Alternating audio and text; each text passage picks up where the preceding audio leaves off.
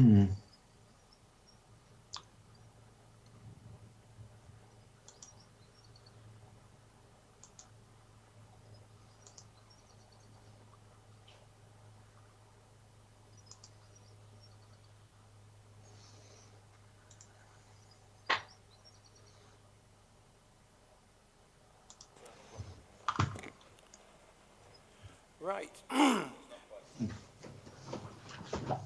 Okay. We're just waiting for the big hand to get to the top of the clock, and then we're off. Right, okay, we are at 10 o'clock. The meeting is now live. Can I first of all say this is, it feels really strange for me, and I'm sure it does for anyone else in the chamber, to have a planning meeting which is not on a screen, it's real life. So thank you very much for coming. Thank you to the committee members. Thank you to Janet Eaglin, who's here as the local member, and thank you to members of the public who have come along, both in the chamber and virtually. So we've got a bit of feedback from somewhere. It's stopped again now, I think. Before we start the meeting, I just have to read out. I would like to remind everyone present that this meeting will be broadcast live on the internet and will be available for repeated viewing for 12 months. If you are seated in the room, you are deemed to be consenting to being filmed, and any contributions to the meeting will be recorded and will be broadcast. Thank you. And we'll move now on to item 1 on this planning committee meeting, which is apologies. Have we any apologies? Yeah, good morning, Chairman. We've received apologies from Councillor Oates and Councillor Abrahams. Thank you. Are there any more apologies from the floor? No. Okay. Now, item 2 is declarations of interest in accordance with Standing Order number 16. Now, we have a new committee. The committee has all done training. It's all had electronic updates on policies and protocols. So we do know, as a committee, when to declare an interest. So have we any declarations of interest? Councillor Cox. Thank you, Chairman. Yes, I have an interest in the application that we're discussing at item 5. It is that I have objected to the site. I am clearly aware that I can speak, but I will not be voting at any resolution throughout the meeting, so to make that quite clear. Thank you, Chairman. Thank you very much. Right.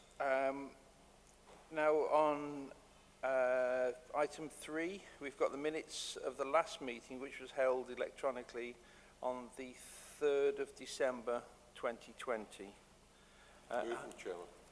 We've had a move from David Smith, seconder. Paul Snape, thank you. Are we all happy to move the minutes? Okay, I'll sign them as a true, correct record after the meeting. So, on an ancillary matter, on item 4, we've got to appoint members of the Countryside Rights of Way panel. Now, the members of that panel are in the presentation. Is the committee happy with those members? Okay. Could we have a mover again of the appointment? I'm not sure, because I'm a member of that committee. I'm not sure whether that's appropriate. Councillor Sutherland. I'm happy to move them, Chair. Yeah. Okay, thank you. And seconder on that? Paul Snape. Okay, and are we all in agreement? Okay, that's unanimous. Myself as well, obviously.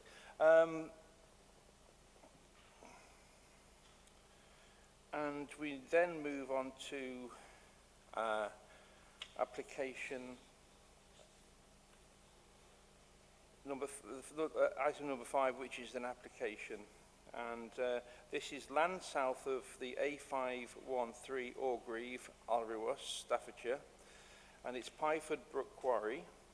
The reference number is L20-03-867M, and it's for Cemex Operations Limited for a proposed sand and gravel extraction, the erection of a plant and infrastructure and creation of new access in order to supply the HS2 project with ready mixed concrete with export of surplus sand and gravel.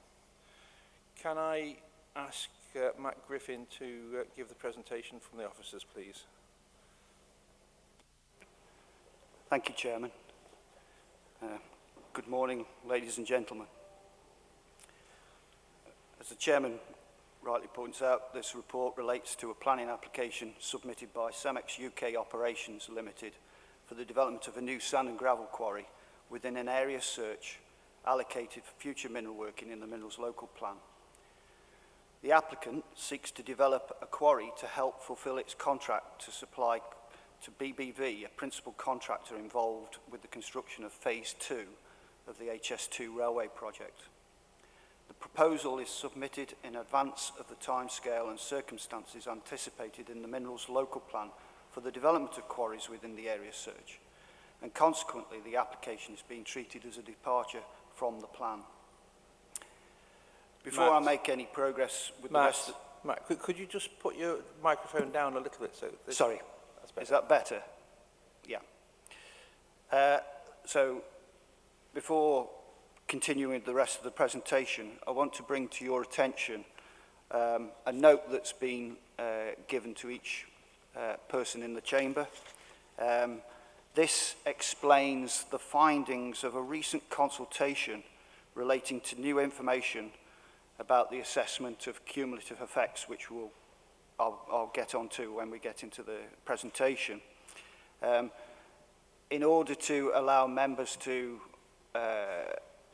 take on board what's said in this note, a 5-minute interval is being proposed so that you can have time to consider the note. Thank you. Is that 5-minute interval now? 5 minutes from now, yes. So we'll restart in 5 minutes just to give the committee a chance to read through. It's this document, which is headed Planning Committee, 15th of July. And if you could just make sure that it's read and taken in. Thank you.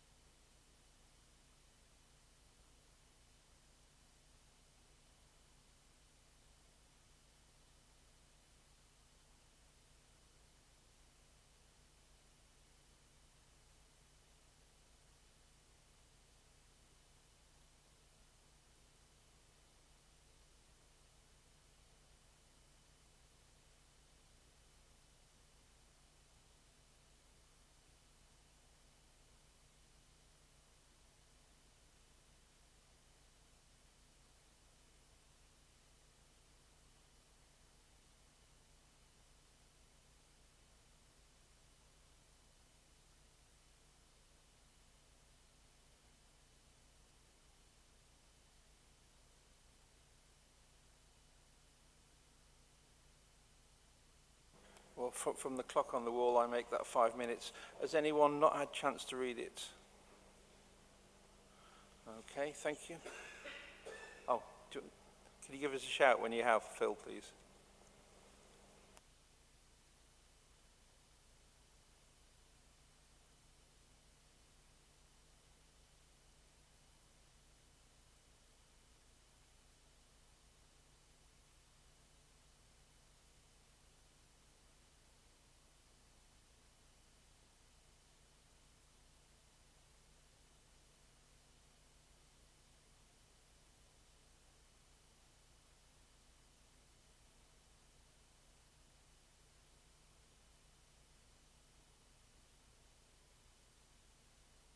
Thank you. Everyone's had a chance to take that in.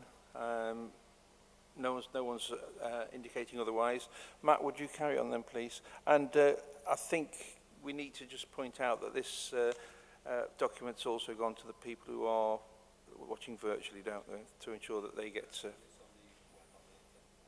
Right, it's also on the website, on the agenda page, so everyone's had a chance to see the document and look at its contents. Thank you, Matt.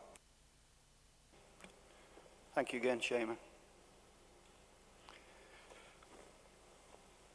So the first slide here is to show the general location of the proposed site. The applicant refers to the proposed development as Pyford Brook Quarry, named after the brook that forms the southern boundary of the site.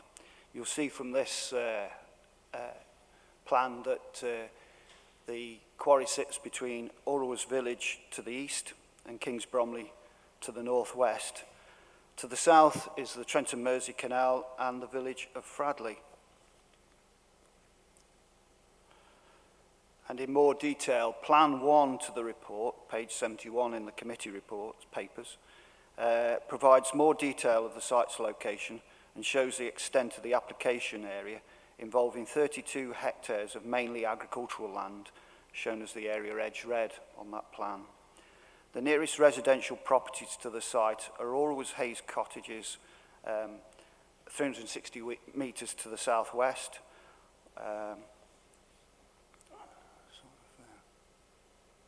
Sorry, I think there's a facility to show a laser here. So, Orrowers Hayes Cottages there where the laser is on the slide. And then you've got Wellfield Farm to the northwest, Orgreave Lodge, and Mill Acres House, which is on the other side of the canal, which is 320 metres to the southeast. The green there represents the location of a marina that's also, is under construction, approximately 230 metres away from the site.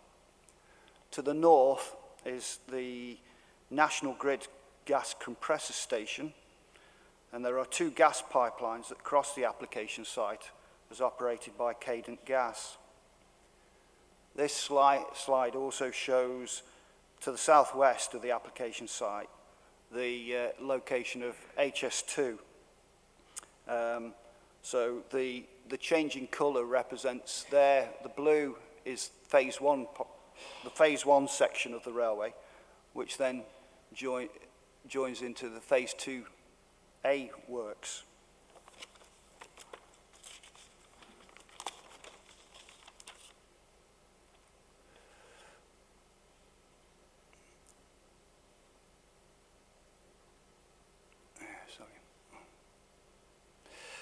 So this is an aerial view that gives you the similar information as shown on that plan that we've just considered.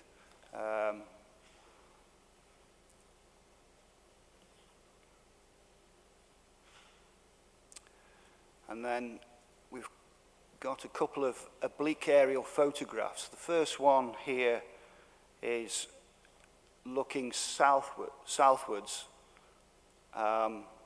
So the access to the site being here, these fields are part of the application site. this line here would show you the position of the Trent and Mersey Canal with Fradley Junction, where that dot is now.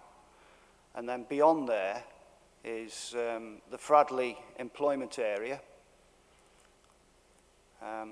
Going back northwards, then you've got the gas station.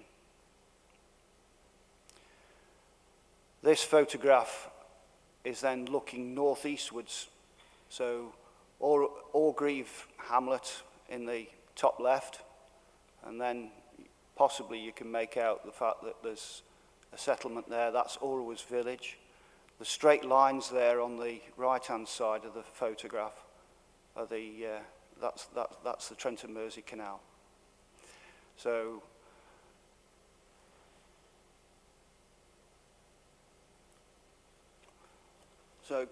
going into the detail of the site, I'll briefly explain some of the proposals. The proposals involve 1.4 million tonnes of sand and gravel to be excavated from two main excavation areas. So you can see this sort of square block with phases 1 to 4 marked on it. That's the first area to be extracted, proposed to be extracted. And then in the western part, then phases 5 to 8 over there. So the excavations in total amount to 12 hectares. Between the excavations would be a plant site which would be used for processing mineral and producing concrete. Other parts of the area would be used for storage of water. There's a freshwater lagoon there to service the processing plant. And then there are silt lagoons here at the southern end of the site which will be used for the disposal of silt from processing the mineral. Other parts of the site will be used obviously for storage of minerals and soils. At a maximum output of 300,000 tonnes per annum, it is proposed that up to 500,000 cubic metres of concrete is to be produced in total over 4 to 5 years, and that an estimated 15 to 20% of the mineral will be exported from the site for other construction aggregate uses on the HS2 project or for the benefit of the general construction market. The primary purpose, obviously, being the production of concrete. The plant site would connect to the A513 Orwells Road here, with an access that emanates from the eastern side of the plant site. Along this haul road would be the weighbridge and office and wheel wash as well. This plan also shows the sort of long, thick lines there, the position of soil mounds that would be used together with existing hedge lines and wooded areas to screen views of the site. So you have a paper copy of that slide in front of you, and I'd like you to keep that on your knee or in front of you. What I'm trying to do next is to show you an aerial drone flight, a video, and hopefully that will be able to explain the nature of the boundaries of the site.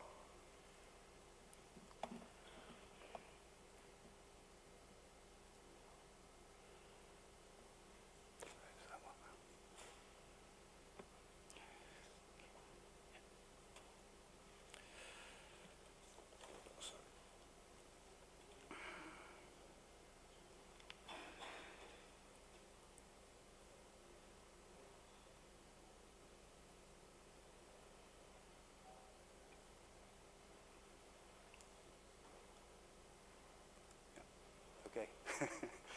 Are we okay? Yeah.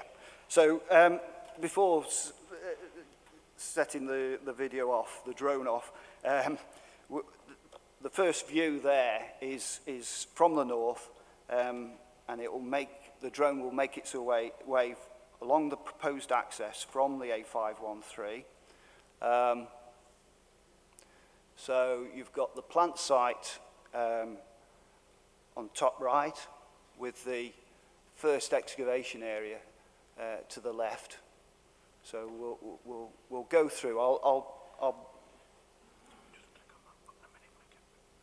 yeah. Is that better? Yeah. Okay.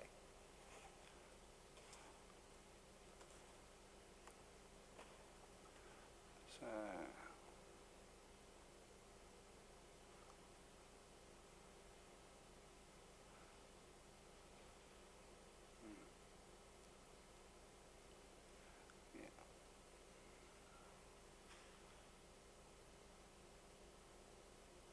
So just interrupt the slide here. The proposed quarry is on the left side of that hedge boundary, not right up to the hedge. There would be a standoff from that hedge line, and indeed the excavations would be behind a mound, a screening mound, which would be positioned in that field.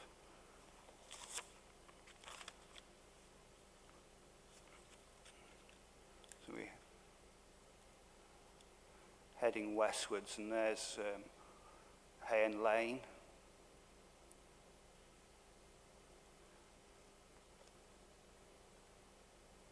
Heading south now with the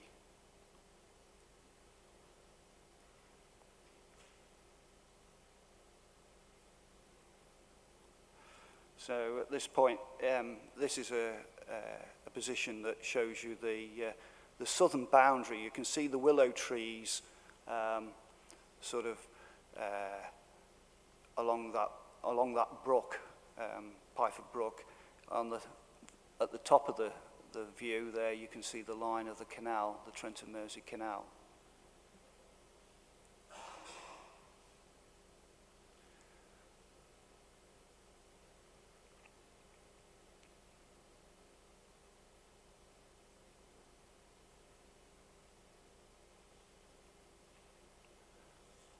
So we're just flying past the eastern extraction area.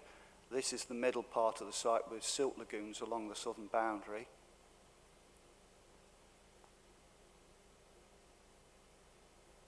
And there we are into the eastern working area.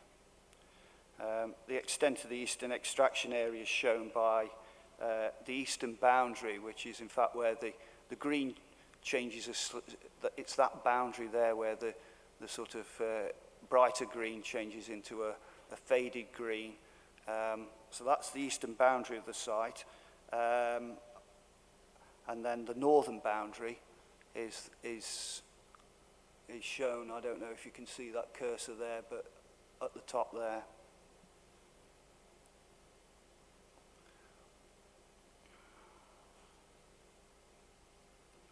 So we're just flying over the eastern boundary there.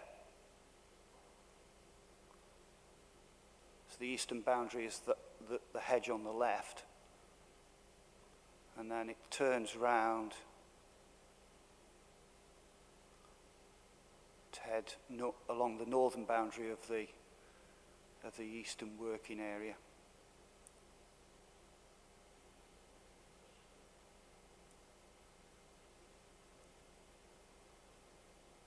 So at that point you've got the eastern area, as it says, on your left, the plant site to your right, the tree belt there that you can see is to be retained for screening purposes, and beyond that tree belt is where the silt lagoons would be positioned.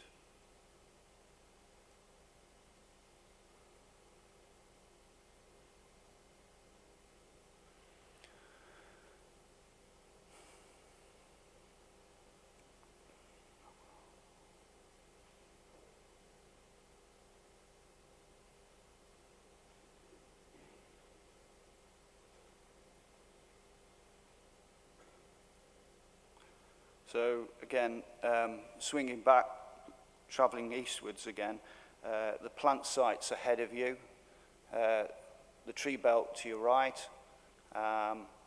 and we're going to be heading towards the plant site or the location of the plant site, and then back along the access road.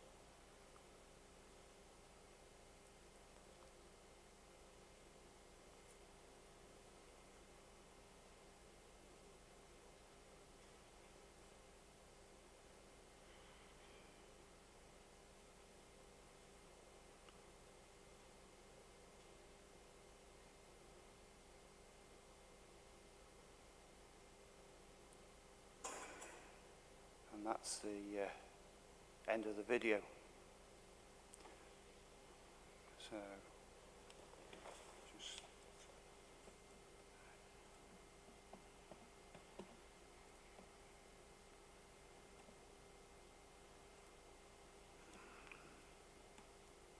right, thank you.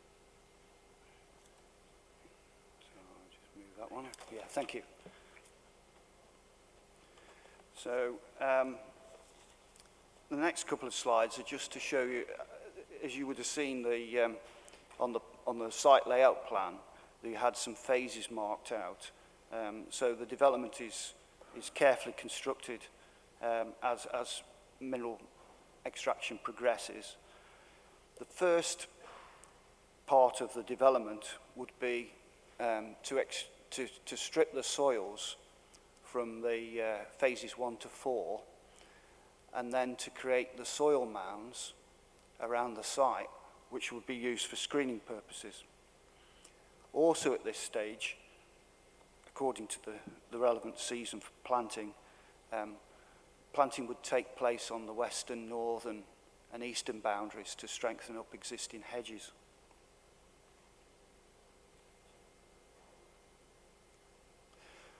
This looks pretty much the same, but you'll see that the eastern extraction area is now coloured blue. By the time extraction reaches the western part of the site, this area in the east will now have been filled with water and being restored for a lake. Soils stripped from the western extraction area would be used to close up the remaining gaps in the screening around the site, but also used for the benefit of restoring the lake, and would be creating the lake margins that would be of benefit for biodiversity habitat. And then this sort of neatly brings me on to the restoration plan. So to some extent the restoration will be progressive as workings continue. Essentially the restoration involves increasing the biodiversity value of the site, but at the same time, in recognition of the fact that there are good quality soils, the intention is to reinstate the agricultural land value of the existing soils with restoration of the processing area and other parts to agriculture. The applicant also points out that the provision of the lakes would provide additional flood storage capacity. Clearly there's no requirement there for fill materials to be imported onto the site for restoration purposes. One of the aspects of consideration has been comments received from the Environment Agency in relation to the enhancement of the Pyford Brook, which is a very sort of engineered straight line feature at the south of the site. The proposals have been amended to allow for renaturalization of the Pyford Brook along the southern boundary there, and to introduce meanders, braided sections, offline pools. These are all features that will enhance the biodiversity value of the site. So going back to the extraction, clearly we've seen the plant site in terms of its general location. This is the detail of the layout of the plant site area. The drawing shows that there is a a pipeline, a gas pipeline there that runs to the west of the plant site area. There's appropriate standoffs that have been determined with the gas pipeline operator for safeguarding that route. And where there is a crossing point, the gas pipeline would be protected with a slab that would protect the integrity of the pipeline. The nature of the operation is that dump trucks will come into the plant site and deposit the extracted mineral in that as-dug stockpile. The aggregate plant will process the materials. There will be a pipeline that then allows for silts derived from the aggregate processing to go to the silt lagoons. And of course, what you see there is the concrete plant.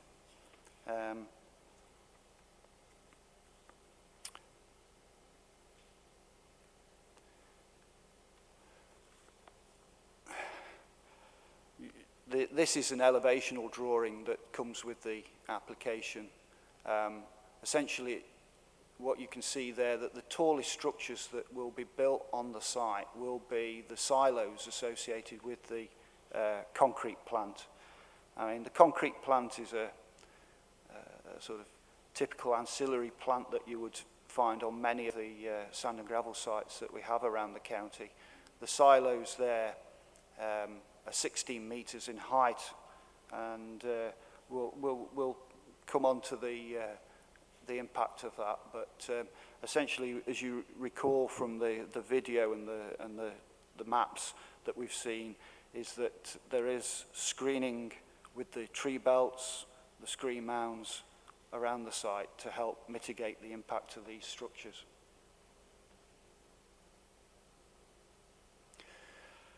So most of the mineral extracted from the site, as I've said, will be used for making concrete.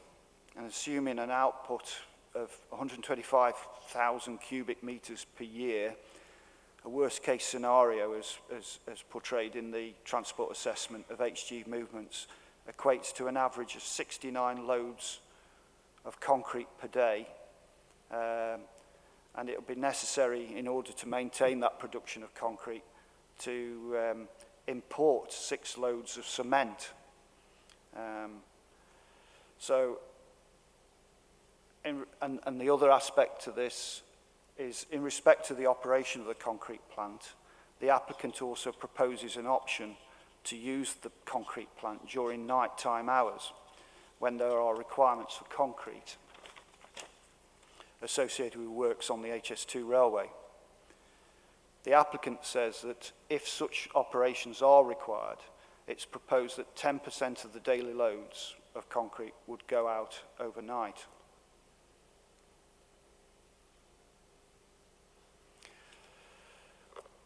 The application, which is subject to a formal environmental assessment, was subject to consultation, first subject to consultation in June, July last year.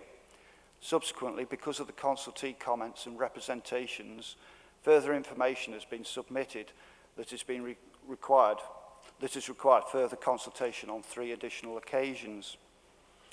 The summary of consultation responses received is provided under paragraphs 35 to 83 of the report.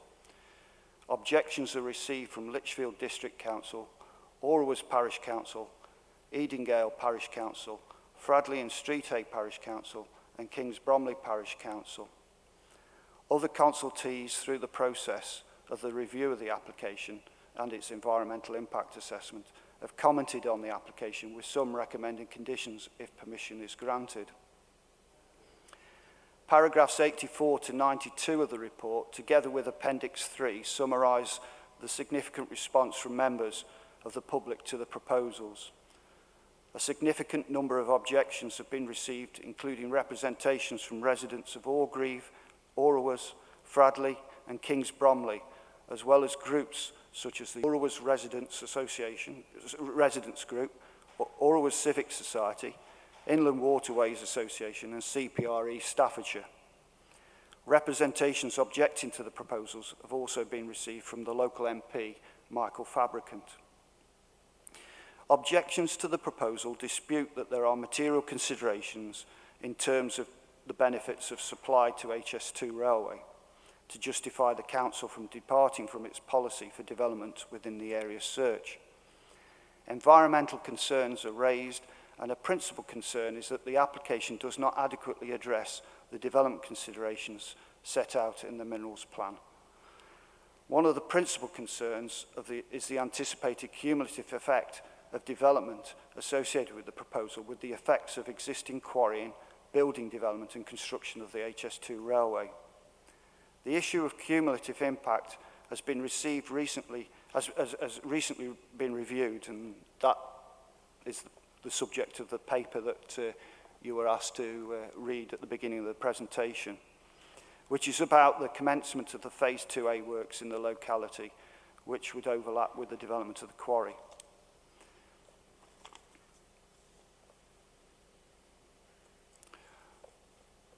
So the report deals with a number of key issues, and I've tried to separate them out for ease of reference. The first part of the observation section of the report, so that's page 24 on the report and starts at paragraph 95, addresses the principle of development, which takes into account that the application falls within an area search allocated for sand and gravel extraction in the minerals local plan, but that the proposal departs from the timing requirements of policy 1.4. So firstly, the need for sand and gravel is considered in the report. Current evidence provided from monitoring sales and reserves of sand and gravel indicates that there is no immediate general need for additional reserves. However, the HS2 principal contractor's supply strategy reasonably demonstrates that permitted production capacity, and we've reviewed all the sites that are local to the HS2 route, is not capable of providing additional concrete in aggregate that will be required for the HS2 construction project. So to help with this, we've included in the report a table which provides some of the information that we've received from the principal contractor via the applicant. So it shows that for the northern section of Phase 1, which is the bit from North Warwickshire going up to Handsacre in Staffordshire, and that's then divided into two contract areas, we're talking about a total aggregate requirement of 14.5 million tonnes, of which unbound aggregates are sort of 10 million tonnes, and the principal contractor there says 9 million tonnes of that will be supplied via rail and from rock quarries outside of Staffordshire. And then, in terms of concrete production, as I say, just for this one section, is 4.5 million tonnes of aggregates required for the concrete making. And some of that, again, will, as it indicates there, will be imported into Staffordshire from outside the county.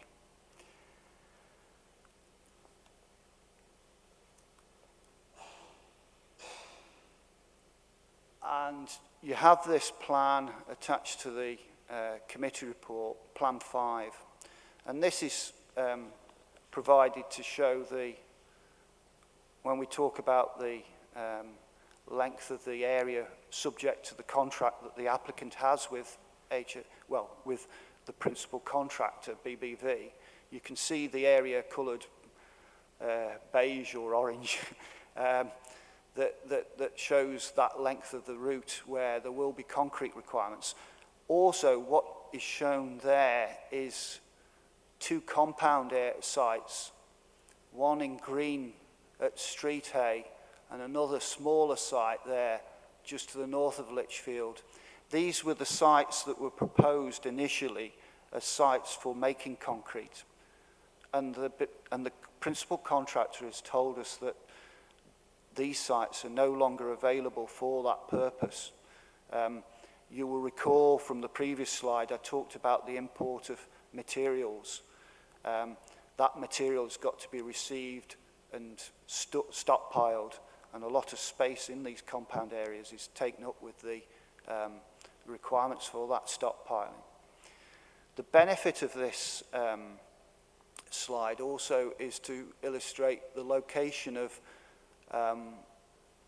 obviously there's concrete works all along the section, but there are some principal concrete structures which require considerable amounts of concrete. And you will see there at Street Hay,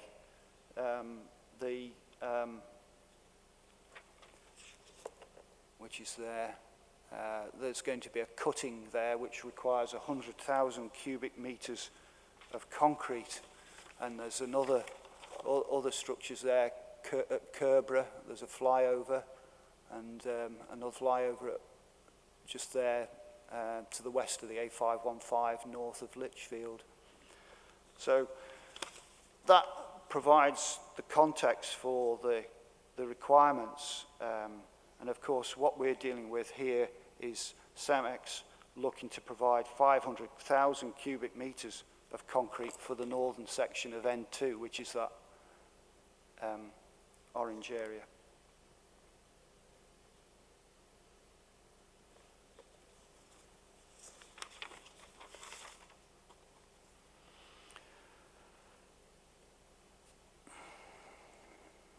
So having regard to the difficulties faced by the HS2 contractor in securing concrete making facilities, we've also looked at, well, sorry, I should have said that in relation to the minerals requirements, we've come to a view that the existing sites are not capable of providing the additional concrete in aggregate that will be required for the construction project in terms of the capacity and the certainty of supply that's required.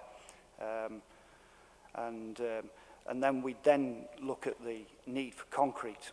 So having regard to the difficulties, as I explained, in terms of the existing sites, or the sites within the HS2 land take as originally intended for the provision of concrete making capacity, what an aspect of the application is it provides an opportunity to meet this shortfall in concrete making capacity.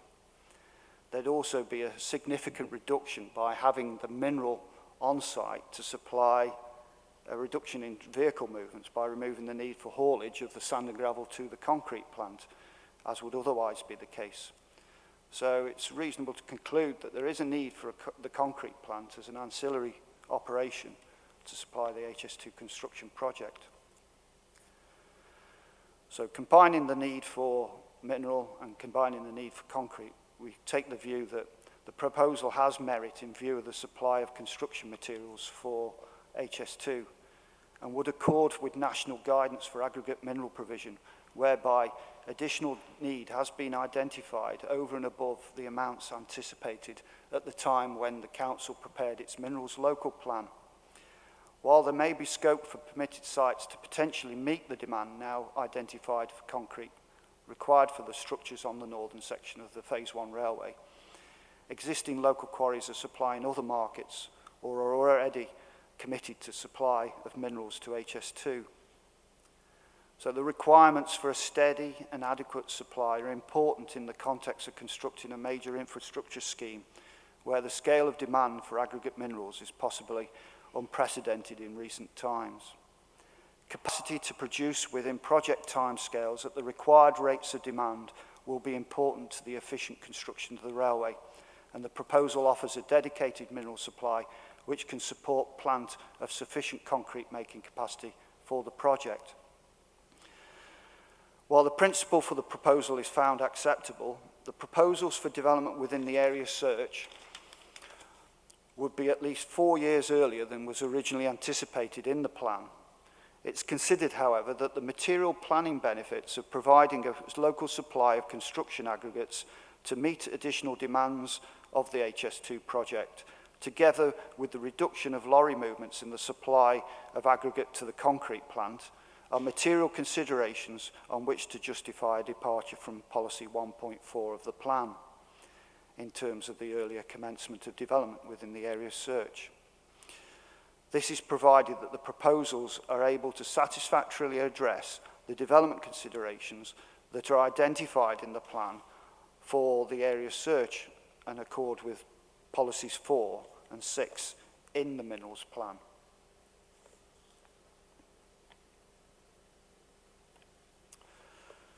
So the second part of the key issues section is consideration of the development considerations. Policy 1.5 of the plan states that any proposals to develop new sites within the area search to the west of the A38 will only be supported where it has been demonstrated that they accord with the plan policies, including policy 4, and address the development considerations. The table under paragraph 123 reviews each development consideration as set out in the plan for the area search. The following paragraphs focus on those development considerations of key concern. So there on the slide, we list firstly the cumulative impact, and this is considering other development, non-mineral development, including the construction of HS2 railway, as well as other quarries in the area. So Plan 4 to your report highlights the nature of what is happening in that area.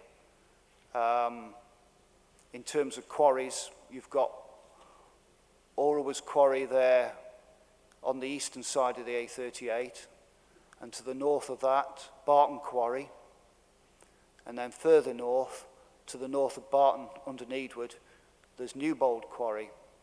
These are long-established quarries which are operating, and also in many cases, well, in the case of Orwas and Newbold, with HS2 contracts.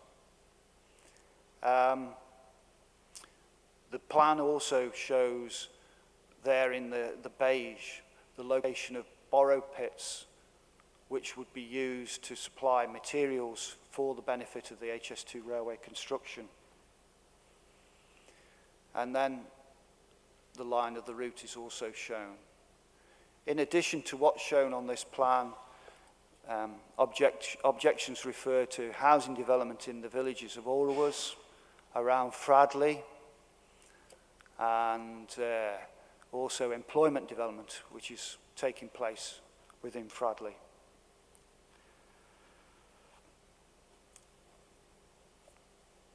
So this was clearly an issue that was anticipated to be considered in dealing with any planning applications within the area of search. And undoubtedly, there will be a significant change in the wider landscape as a result of HS2 in this area. And it's reasonable to conclude that the proposed quarrying will result in cumulative impacts due to the timing of the development. However, due to the location, scale, and duration of the quarrying proposals, it's reasonable to conclude that the effects of this proposal would not be so significant as to result in an unacceptable adverse impact.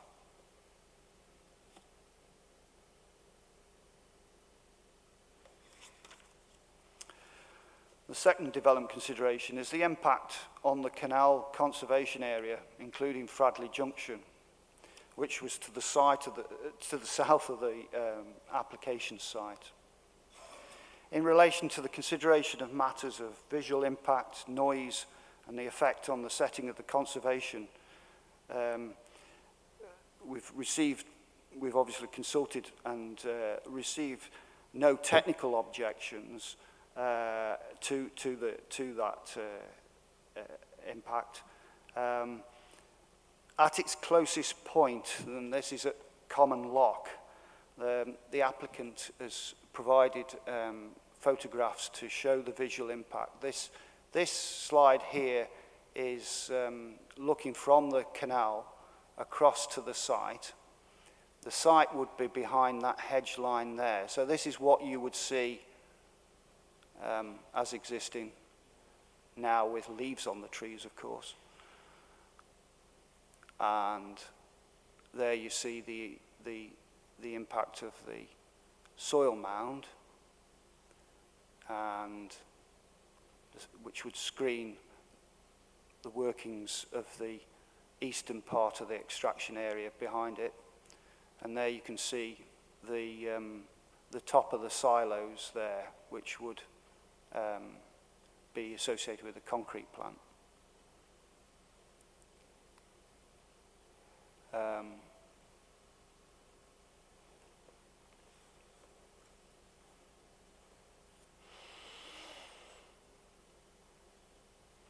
It's reasonable to conclude, however, that the site's relative distance from the canal, at its closest 215 metres, the extent of existing trees and hedgerows, and the proposed screen mounds would ensure that there would be no unacceptable adverse impacts on the canals.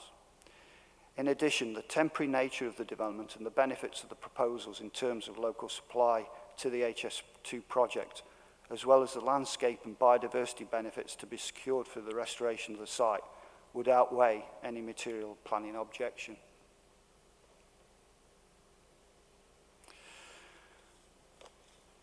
Then turning to flood risk, this has been an issue of much sort of representation, including direct representation to the Environment Agency. So we've been very keen to engage with the Environment Agency and ensure that all concerns and representations have been brought to the attention of the Environment Agency. And the key concern about this is whether the dewatering of the workings by pumping out into the brook course would heighten the risk of flood risks further downstream in Orwas Village. The issue of water management is a matter for the Environment Agency through their permits, but clearly as a matter of principle has been looked at this stage before planning permissions given. And the Environment Agency don't object. They've concluded that the water management plan and its proper implementation will not result in any unacceptable adverse impact due to flood risk. Then we deal with concerns about the loss of agricultural land, and in this regard we consulted with Natural England. The issue of loss of land, agricultural land, is then balanced with the benefits of the restoration in terms of the biodiversity benefits that have been proven and improved during the consideration of the application. So again, with the proposed restoration as amended, it's concluded that the proposal is acceptable and that the benefits of the restoration proposals outweigh the loss of a small amount of agricultural land. The issue of pipelines has always been an issue here, and in this regard we've had consultation with Cadent Gas, the pipeline operator. They are now satisfied that they have sufficient assurances that development can take place in the vicinity of the gas pipelines. And then issues about traffic. The allocation of the area of search requires that there should not be any traffic passing through Kings Bromley Village to the east. So that was a given. It's also a requirement of the management of traffic in association with HS2 works as well. And so the applicant obliges themselves that all traffic will turn right out of the access and head along the A513 towards the A38 and gain access to HS2 works in that way. So in consideration of all these development considerations, within the development of the site within the area search allocated in the plan is, as I said previously, at least 4 years earlier than anticipated, and therefore a departure from the plan on timing grounds, and as such is a material planning objection. However, the additional demand for aggregates from HS2, a national infrastructure project, is a material consideration, and the local supply of concrete to the project is a material planning benefit. So it's reasonable to conclude that this outweighs the planning objections. Furthermore, even though on careful examination of the development considerations listed in the plan, the proposals would have a number of impacts, overall it is reasonable to conclude that there are unlikely to be any unacceptable adverse impacts subject to the implementation of the proposed mitigation measures and the terms of the legal agreement and conditions as recommended in the report.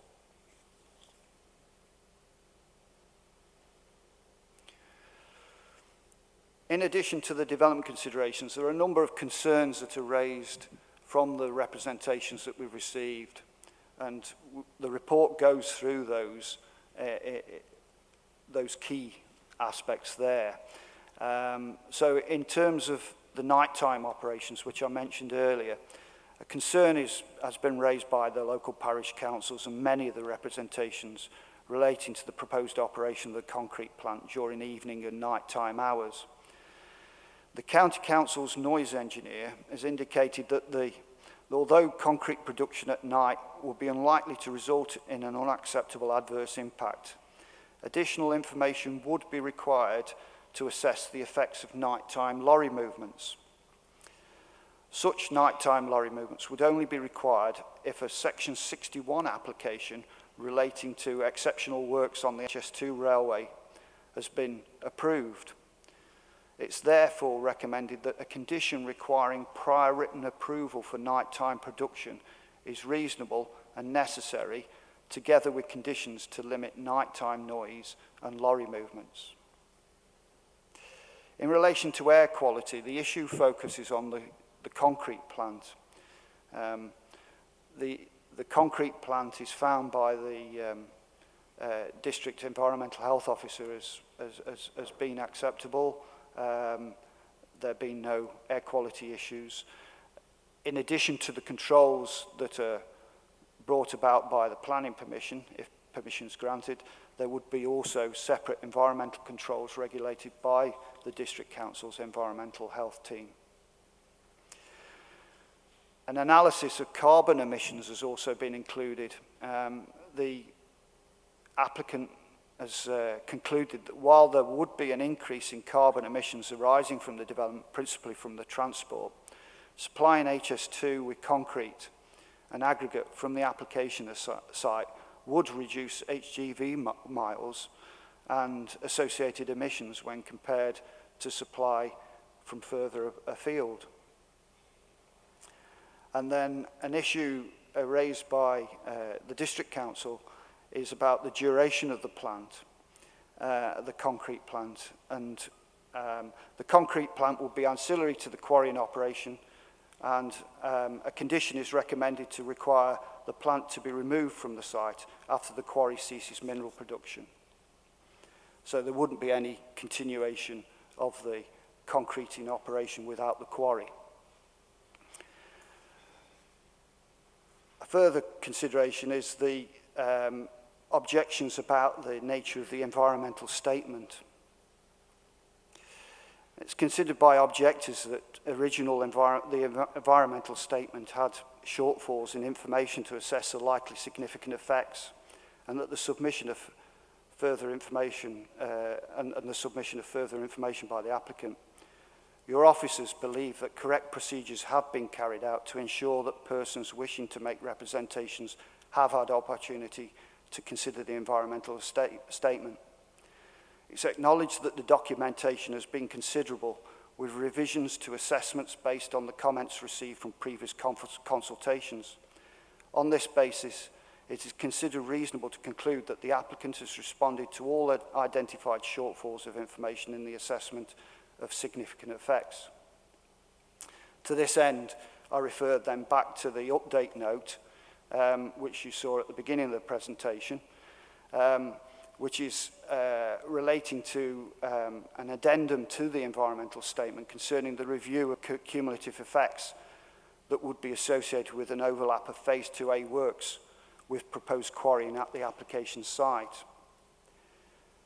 The note concludes that the environmental statement has adequately assessed the potential significant environmental effects associated with the proposed development, and there's no reason to change the overall conclusion reached in the committee report. So, finally, in recommendation, it's reasonable to conclude that the departure from the minerals plan on timing grounds is outweighed by other material considerations, and in all other respects, it is reasonable to conclude that the proposed development accords with the development plan, and as such represents sustainable development, and there are no clear and convincing reasons to indicate that the application for planning permission should not be permitted. The recommendation is to permit, subject to the applicant signing a Section 106 legal agreement to secure the terms as listed in your report, and to the imposition of conditions as also outlined in the report. Thank you, Chairman.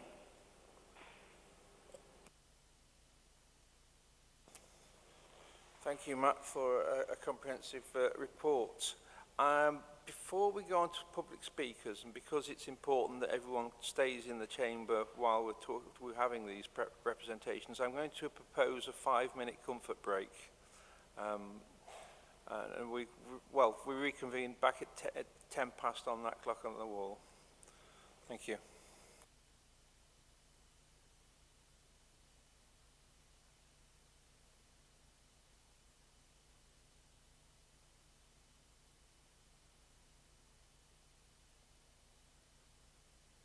Take the seats again.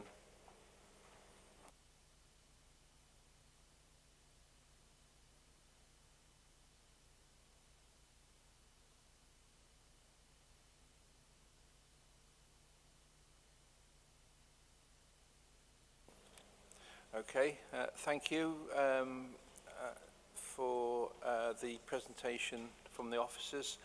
We're now moving on to public speakers.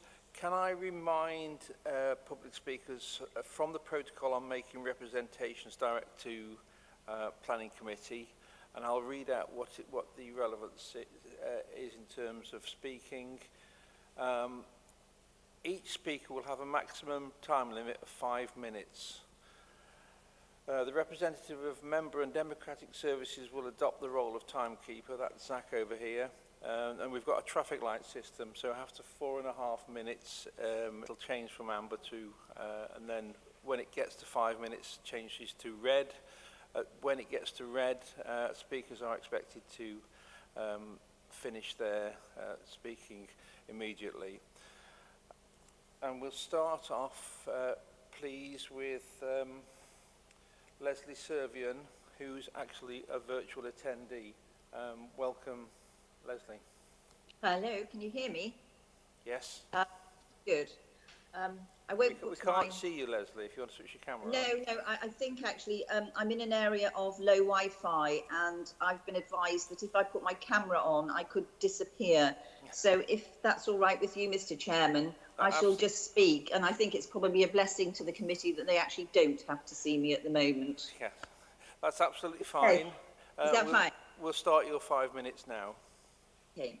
Well, Mr. Chairman, despite Mr. Griffin's presentation, there are a number of uncomfortable objections which remain, and that is not least that in 2017 the Council committed to our communities that it would prevent premature exploitation of the site, and it would safeguard us from the future impact of new quarries opening concurrently with HS2 in the area. The community does not accept that this is just a matter of timing. And today, the community would wish me to call upon you to keep that promise. Now, your officer advised that sand and gravel reserves are almost twice the requisite amount, and there is no shortfall in supply, in which case this application should be dismissed out of hand. But he then advised that the HS2 contractor's strategy demonstrated there was a shortfall in production for HS2 in this area, which is generating a need for a second quarry, and this site is conveniently placed to satisfy that, and he believes it to be a material consideration. Well, we've already got a quarry here in Norwest. We've got the Tarmac quarry, and it has batching facilities. And up the road, we've got the Barton quarries, and they're all contracted to supply HS2. So there are plentiful reserves and production capacity already here in our village and just down the road, all earmarked for HS2. So why is there a shortfall? Well, despite the presentation's emphasis on aggregates being imported to this area, The main contractor's strategy shows he is actually exporting all the aggregates from Tarmac Orwis to Warwickshire and the West Midlands, as are the aggregates further up the A38. It also shows the batching plant at the Tarmac site is not being used to supply HS2, although Tarmac is a supplier. So to summarise, at the same time the applicant is arguing there is a production shortfall in this area and this site is environmentally efficient, there are actually plentiful consent reserves right here in this village, and the contractor has chosen to send them 35 miles away and chosen not to use the tarmac batching capacity. The suggestion that this strategy is reducing carbon emissions is simply not correct. If the contractor had made the sustainable decision to supply this area from the existing Ormus quarry rather than export the aggregates 40 miles away to Warwickshire, there would be no need for this second quarry and no CEMEX application. Warwickshire and Birmingham should have been supplied from the quarries which are further down the A38 and much closer to Birmingham. So the point I'm making is there is no HS2 need here. This need has been generated by the contractor's decisions and the contractor's strategy. He's decided he will send the aggregates right here in Orwis elsewhere. And that is not an HS2 created need. That is the contractor creating a need through his strategy. So despite the presentation emphasising that this site saves carbon emissions, the overall strategy is extraordinarily wasteful. It's not sustainable, and it involves long journeys to Meriden and Birmingham, almost a 70-mile round trip. To support this strategy would be contrary to the Council's policies on reducing carbon emissions and making the green choice, because there is no HS2 need. The officer also suggests that because the need is generated by HS2, it is automatically a material consideration. That is not the case. First of all, HS2, this has been generated by the contractor, not HS2, so it isn't an HS2 need. But more importantly, the law provides a matter is not automatically a material consideration because it is in the public interest. It is a matter to be decided on a case-by-case basis. HS2 and its major impact was a concern at the 2017 review, and it was fulsomely considered and discussed. The independent inspector actually said that the cumulative impact of new quarrying in this area alongside extensive HS2 works would be unacceptable, and the plan had to be drafted to control and contain the HS2 impact in this area. In this case, HS2 is not an overriding factor because it is catered for in the plan, and the plan was designed to reduce its impact. And I'm calling on the Council to stand by the promises it made in 2017. I also disagree with the officer that the HS2 limited representations that it knows nothing about this site, no interest in this site, and it doesn't believe this site is critical, is a material consideration. So in conclusion, I would like to say, if this application is passed today, it will send a resounding message to our communities that the operator's interests take priority over the community, and we are on our own. More applications will follow in this area on the basis of HS2 need, as surely as the Council, we knew we were going to get this application 4 years ago. And the Council will have thrown away our protection by overturning the plan. We'll have no right to refuse them. Well, and I finally say this, just because we are a mining village... You have gone well over the 5 minutes, and I give you some leeway there. Thank you so much for letting me go. Thank you. Thank you. Bye-bye. Thank you, Leslie. Right, we'll now move on to speaker number 2, who is Stuart Threlfall, I hope that's correct. Threlfall, apologies. On behalf of Alderworth Parish Council. Are you ready to speak? Yes, I'm ready. Okay, 5 minutes. During the public review, you and the independent adjudicator agreed to make changes to the Minerals Local Plan, as it was agreed we were in danger of being swamped by quarries, major developments and further quarries on the back of HS2. We were told there would be no quarrying in this area of search to commence until existing permitted sites and extensions could no longer supply the area's requirements. This was to avoid a cumulative impact. There's been no increase in demand in any of SCC's reviews, with a 10-year average being 15% below the current Minerals Local Plan, and a land bank of nearly 13 years left, which comfortably exceeds the 7 years targeted. Existing quarries, which were completed east of the A38 and in Kings Bromley, were to be restored prior to any quarrying commencing in this area of search. This is to avoid cumulative impact. These quarries have not been restored. Recognition was to be made of other developments in the area, not just quarries, and in particular HS2, prior to any work starting in this area. This was to avoid cumulative impact. Your officers did not consider this prior to making their recommendation.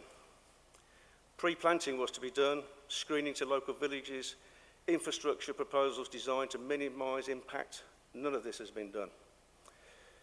The Minerals Local Plan stated quarrying in this area should not start until 2025, so as to avoid cumulative impact of HS2. The Minerals Local Plan states the applicant must secure significant material planning benefits that outweigh any planning objections. This is not a 51 to 49% decision, as your officers are implying, but this must be massively in favour of the applicant to be approved. The community has provided evidence that this has not been achieved, and the applicant has provided nothing except a disproved link to HS2. The MLP states any proposals to develop new sites within the area of search to the west of the A38 will only be supported where it has been demonstrated they accord with plan policies. This application does not conform with the Minerals Local Plan, the Lichfield Local Plan, the Alderwas Neighbourhood Plan, the NPPF, or the HS2 Code of Practice, as confirmed by all the councils. Your officers are recommending approval of this scheme in the face of this. They are saying to your community that the Minerals Local Plan and all of the plans that take years to produce will be ignored at the first application. This is on the back of Staffordshire County Council reneging on a promise to you, or to this area, that you would not quarry here before 2030. This was given by your Deputy CEO, Catherine Rains, in 2011. It does appear that your community cannot rely on anything we've been told by Staffordshire County Council if this application is approved. In addition, the last planning application for this area was refused on appeal, which stated that any new application was to follow the Minerals Local Plan, which this does not. The application within their application has chosen 2 sites to compare against this one, as required under building regulations. Neither of these sites actually had any sand and gravel. Both are Balfour Beatty Vinci sites who have decided to use them basically for storage, and this does not appear to have been challenged by your officers. There have been so many objections because this applicant now seeks not only to ignore the Minerals Local Plan and all the changes made to protect this area, but to increase the misery being experienced by us by adding 2 significant industrial buildings, along with an application for 24 hours, 7 days a week working. We would ask that you consider this in the light of the Minerals Local Plan public review, consider this in the light of the Minerals Local Plan itself, and consider this bearing in mind the significant cumulative impact to this area and reject this application. All we're asking is that you follow the clear intent of the revisions to the Minerals Local Plan and refuse this application, as it will occur at exactly the same time as HS2 Phase 1, the 5 borough pets of Phase 2A, HS2, along with the Department of Transport, have clearly stated this site is not specifically needed for the construction of the HS2 project, and that HS2 will continue whether this application is approved or rejected. But this is not a NIMBY objection. We are saying our backyard is full. We will have 7 quarries in a 2.5-mile radius. If this is not cumulative impact, what is?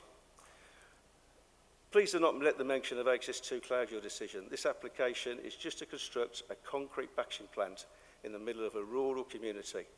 If this development was so critical to HS2, why was the land not subject to safeguarding order or compulsory purchase? If you do allow this application to proceed, you'll be making a big decision for your county. There will be holes all over from quarry companies who can now use HS2 as an excuse to ignore your Minerals Local Plan.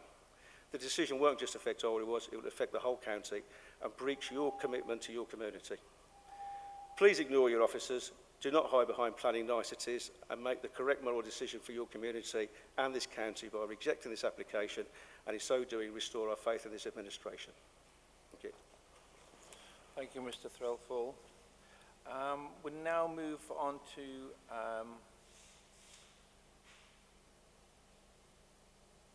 speaker number 2, Alan Howard from Kings Bromley Parish Council. Thank you very much. I'm here to represent Kings Bromley Parish Council and our residents who we have canvassed on these issues.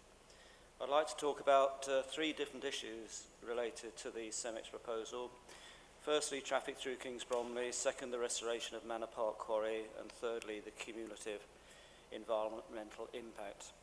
As we've heard, both the minerals plan and HS2 have committed to having no traffic through Kings Bromley. And that is without caveat, and it's for both Phase 1 and Phase 2A. However, and this wasn't mentioned by your officer, the CEMEX proposal states, and I quote, that there is a requirement to manage routes so that HGVs do not pass through Kings Bromley Village except in emergency exceptional circumstances whereby HGVs are prevented from accessing the A38. That is clearly a caveat. If the proposal is accepted, Kings Bromley Parish Council would like a legal undertaking that no CEMEX HGV traffic would pass through Kings Bromley under any circumstances, i.e. a strengthened version of point 161 in the document with penalties, taking out the caveat about exceptional circumstances. Now, this is important to us, despite the HS2 commitment, as CEMEX will have other customers. We've heard about the 15% that they talked about already. This is material that can't go through, won't be going to HS2. And in our view, the cement factory will continue to operate well past the end date of HS2 construction. And we see this proposal for, as the thin end of the wedge, basically, and then there will be future proposals for extension of the Orgreave site. This will just naturally happen, and it's difficult to believe that a large cement factory will be built if it were not intended to be used for many, many years.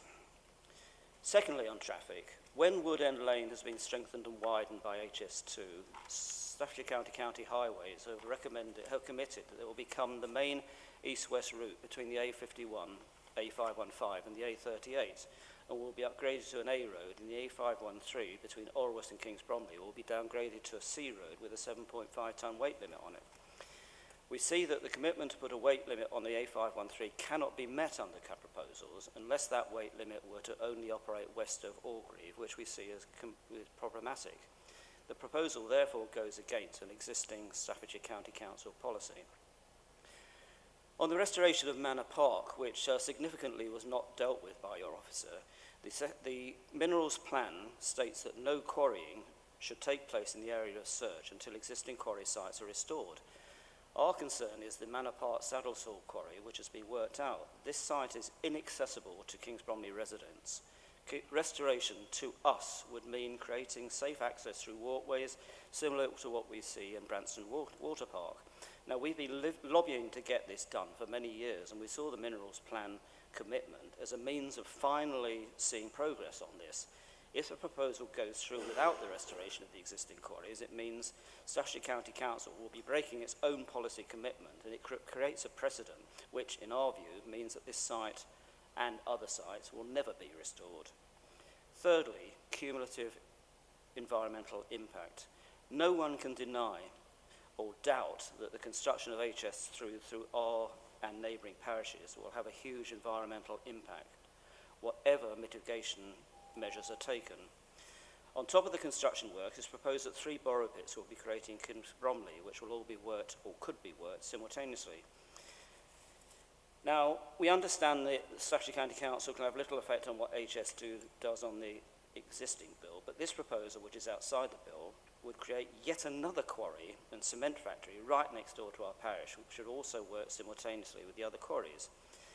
The Minerals Plan commits SCC to minimising the cumulative environmental impact of quarrying within the areas searched. It would be, in our minds, difficult to think of a proposal that actually does more to maximise the impact.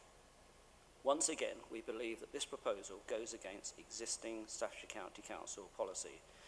Now, we've been presented with a document today about the cumulative impact. And can I suggest that 5 minutes to consider a 4-page document is hardly enough time to enable the Planning Committee to make a considered decision on this important issue. Thank you.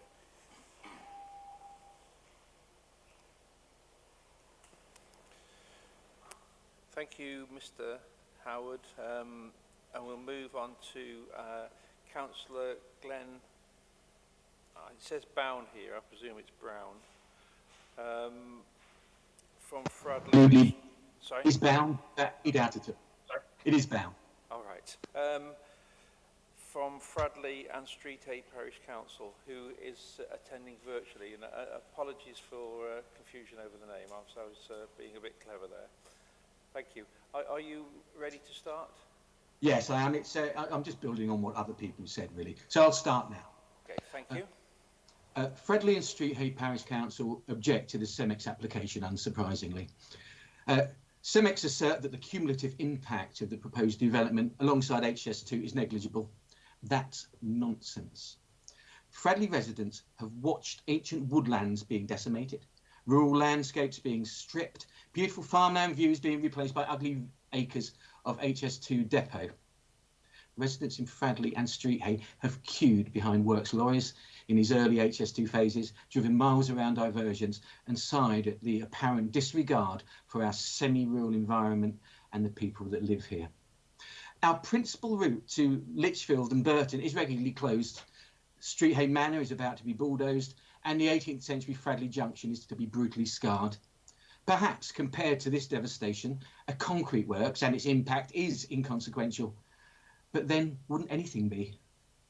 Road works, networks and road closures blight our lives. Road networks clog incrementally. Rural environments change to urban incrementally. And residents' quality of life is so easily eroded. It's hard to tell which lorry is the one lorry too many. It's just a question of how much hurt this committee are prepared to hurl at Staffordshire residents.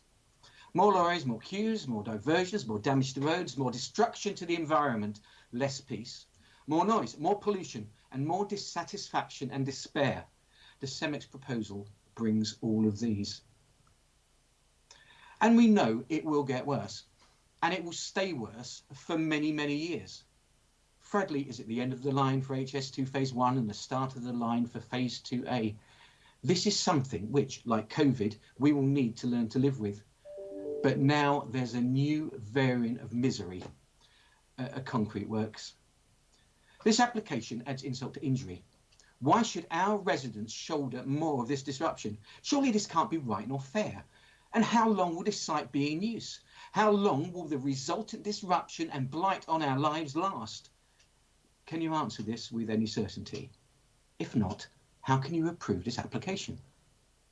Many of us doubt whether the concrete from this plant is even a necessity for HS2. Does it really have to be from here? Are the committee members really convinced of this? We're not. So much amenity will be lost to our residents, and especially that palpable feeling of being in rural space. It's the loss of further countryside which impacts on all of those that pass it and live within it. The unspoilt countryside is a real amenity, but I'm certain that spoilt countryside was on none of your manifestos last month. Will there be a loss of amenity? Well, yes, and it will be especially felt in Fradley.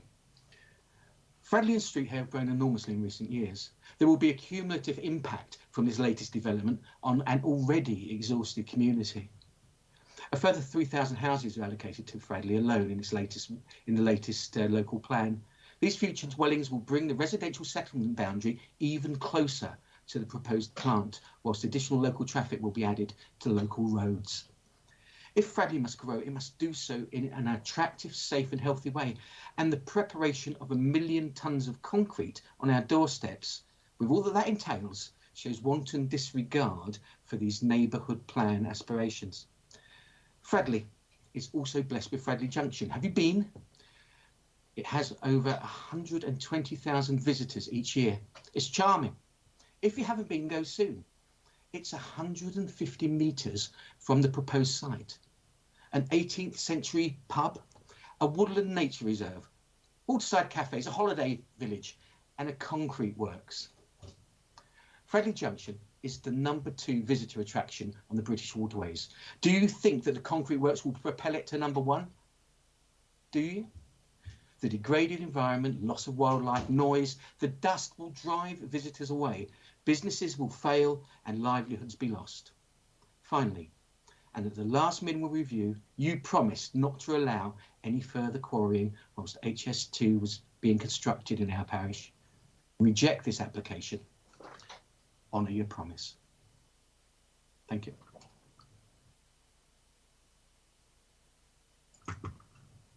Thank you very much, Councillor Bown, for that. And we'll now move on to the supporter speaker, who is Mark Kelly. Could you start? Are you ready to start? Yes, I am, Chairman. Okay, 5 minutes, thank you. Good morning, Chairman, members of the Planning Committee. My name is Mark Kelly. I'm Planning Manager for CEMEX in the UK. I'm here deputising for my colleague Emma Peeman, who unfortunately cannot be here today. Firstly, I'd like to thank officers for their diligence throughout the submission period and the preparation of an extremely detailed and thorough report. Every aspect of the proposals have been scrutinised, with 4 consultations throughout the submission period process, and we've been required to submit a significant amount of environmental and supporting information. CEMEX is a leading global producer of cement, concrete and other building materials. We operate a number of other quarries in the West Midlands, including Rugeley in Staffordshire and Willington in Derbyshire. We have won awards for the restoration of our sites and have a 10-year partnership with the RSPB, who have had an input into our restoration schemes. And we understand there have been a number of concerns from local objectors and the local community, and I'll seek to address the main areas in this limited amount of time. With regard to need, as set out in the report in front of you, the Staffordshire Minerals Plan sets out the provision required for the county over the plan period.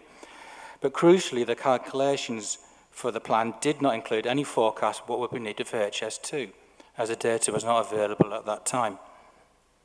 The site is in an area of search in the Minerals Plan, so it's always been anticipated that a site could come forward within the plan period. Although, yes, around 2025. This site is now needed sooner because of the substantial requirements for aggregates and concrete for HS2. It is also our view that there's no alternative to this site. Other sites in Staffordshire are supplying the existing market without spare capacity, and many of them are also involved in supplying materials to the HS2 project. And we've supplied information on this to officers in the need addendum. Frankly, the amount of aggregate required for HS2 is substantial. The Staffordshire Minerals Plan sets a requirement of 5 million tonnes per annum to serve the existing market. The requirement of Phase 1 area is 14.5 million tonnes of aggregate, and as Mr Griffin said, noted that 9 million tonnes of this requirement is coming to Staffordshire by rail. So Staffordshire is already benefiting from this significantly reduced requirement for extraction within the county, and accordingly the reduced numbers associated with it. However, the rail paths are maximised, so the remaining amount of mineral has to be sourced from quarries within the county. This site will contribute up to 500,000 cubic metres of the 2.3 million cubic metres of concrete required for Area North. There is a genuine link to HS2, and this has been obviously a concern of residents as well. While HS2 have not directly been involved in this application, as they have correctly stated in FOI requests, CEMEX are a preferred supplier and have worked closely with BBV, HS2's appointed contractor, who are here today also to support this application and can answer any questions if necessary. I'll deal with the concrete plant and movements also. Residents have raised concerns about the concrete plant on site, and there's been some confusion between concrete and cement making. A concrete plant is significantly smaller than a cement plant or factory, sorry, a cement factory or works, and they are regularly located in urban areas and on housing development sites, with far less potential environmental impacts than would be with a site situated with a major works. Out of hours working, concerns also been raised about that, and although our noise advisor showed there's no adverse impacts from working out of hours, planning officers are recommended a condition preventing it, and we're happy to see that. Because of the limited amount of time, I'll go to my conclusions. CEMEX understand the local community is concerned, but HS2 is happening, and minerals can only be worked where they are found. This is the most sustainable way of supplying the project with least impact to Staffordshire's communities. And just to conclude, there is a critical need. There are no objections from the technical consultees. There are biodiversity opportunities. The proposals will result in an overall reduction in HGVs. The development can be controlled through the use of appropriately worded planning conditions and the provision of a legal agreement. And there is a policy provision for a development of this nature to be permitted. Thank you, Chairman. Thank you, Mr. Kelly. And finally, in terms of speakers, we now move to the local member, who's Mrs. Janet Eagland. Are you ready to start, Janet? Yes, I am. Thank you. As you are a member of the County Council, there's no limit on your speaking. You're very kind. Thank you. Please stick to the points that are relevant. Thank you. Stick to? The relevant points. Oh, definitely. For those who don't know me, my name is Janet Eagland. I've had the privilege Jan, of... could you move your microphone a bit closer to you? That's great. I'll Thank swallow it, Mark. For those who don't know me, my name is Janet Eagland. I've had the privilege of representing Bowley Park, Street Hay, Fradley and Orrewas at Staffordshire County Council since 2005. We have faced many challenges over the last 16 years, none more so than managing the extensive and heartbreaking impact of HS2 in this beautiful rural area, which we dispute our lives for many years and change the face of our landscape forever. That is why I feel so strongly about this proposal to create a concrete factory some 5 stories high, which will add to this a severe impact and will have an inflict on second large-scale quarrying in the community in Orrewas that already has another huge quarry opposite the boundary. There is a history of this application. In 2017, the Mineral Plan Public Review took place in this County Council chamber over 7 days, and this is the document here.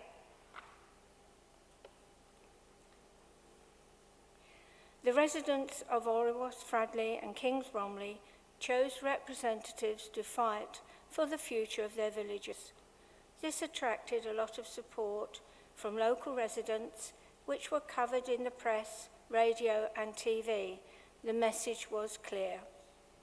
At the close of the inquiry, and after a considerable amount of time, the decision was made and given the title of the Minerals Local Plan for Staffordshire 2015 to 2030, which then went on to say that under no circumstances was there to be any gravel extraction until 2025 at the earliest.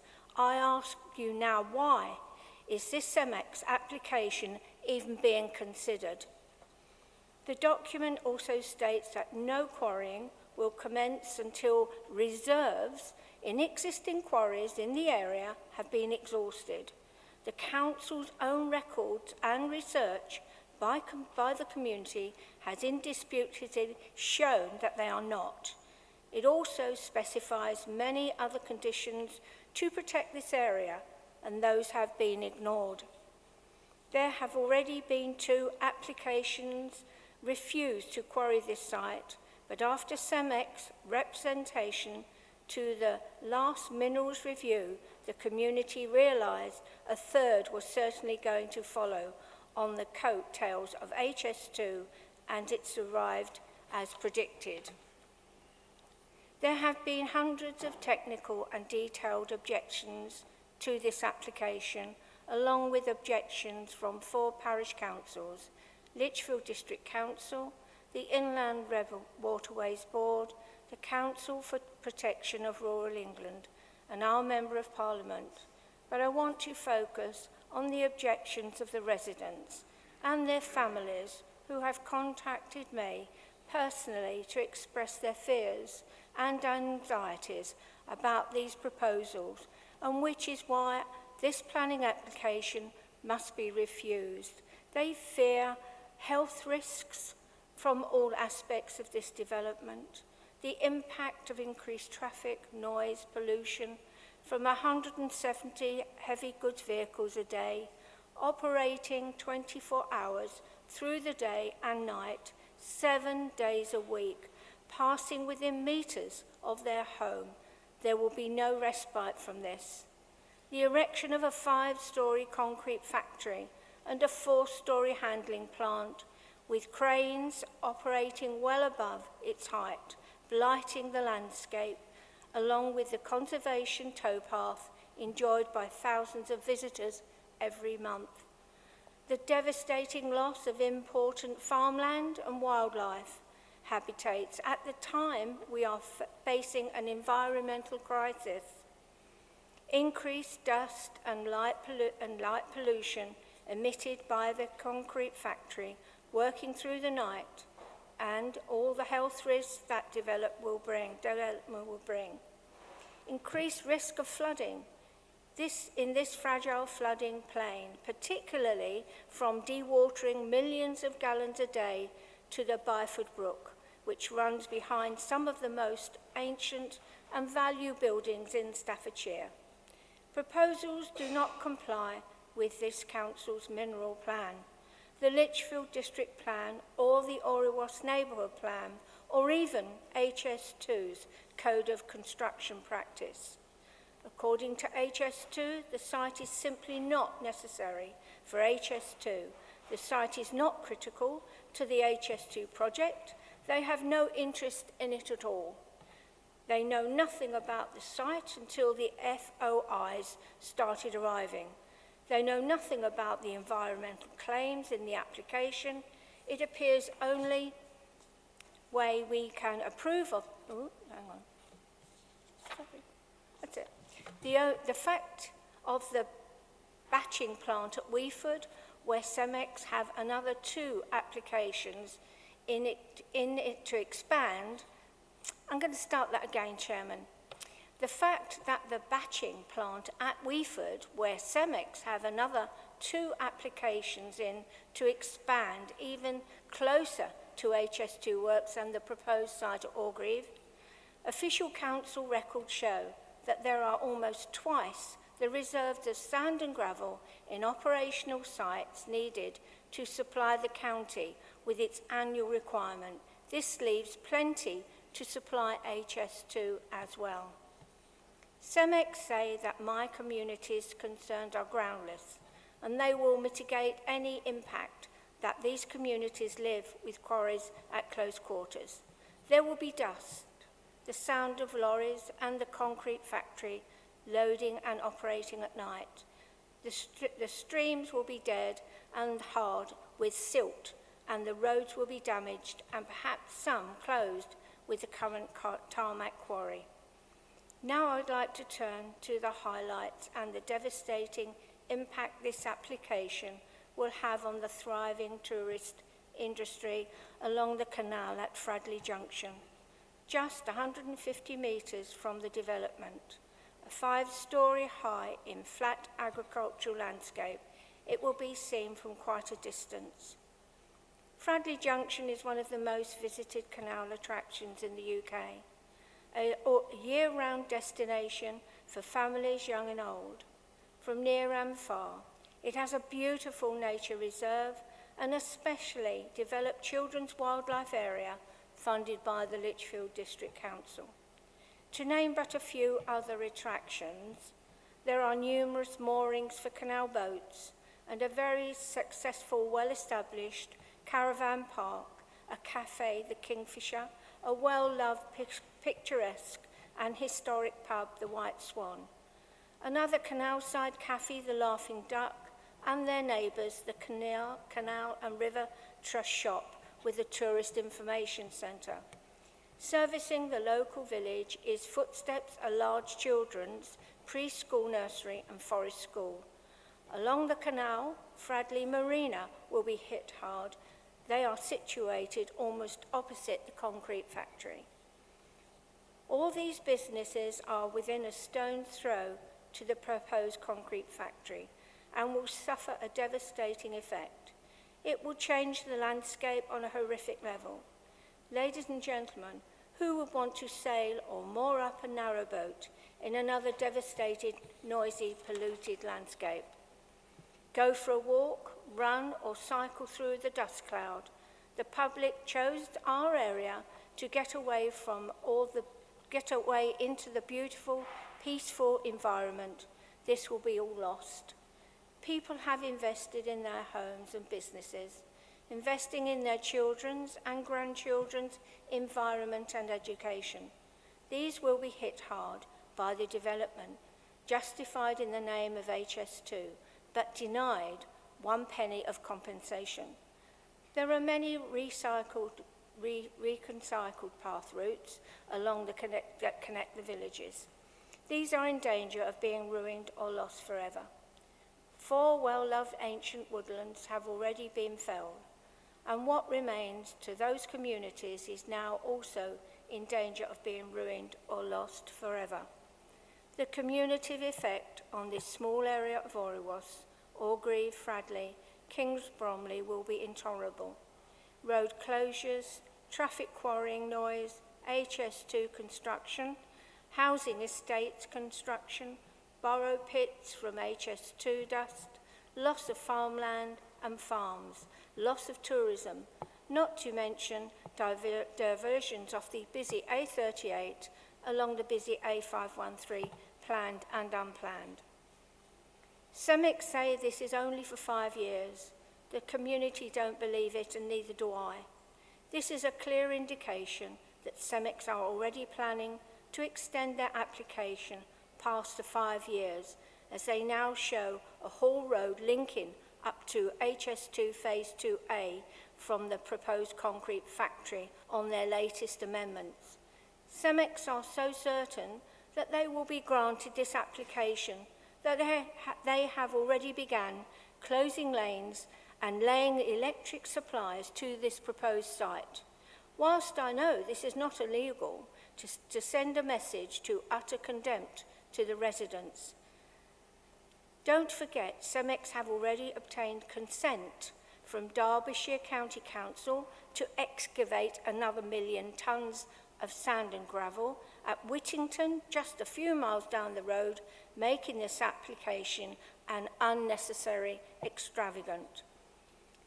Fellow councillors, on the 1st of July, we had an email regarding doing our bit to make Staffordshire sustainable, and I quote from that email: "We are on a mission to make Staffordshire sustainable, make Staffordshire greener and reduce our impact on the environment." Well, so much for that. In my closing statement to you, ladies and gentlemen, I sincerely hope that you have listened to what the people have had to say and vote against this application. In normal times, I would have been out with the residents, getting signatures, campaigning and demonstrating our disapproval of this application.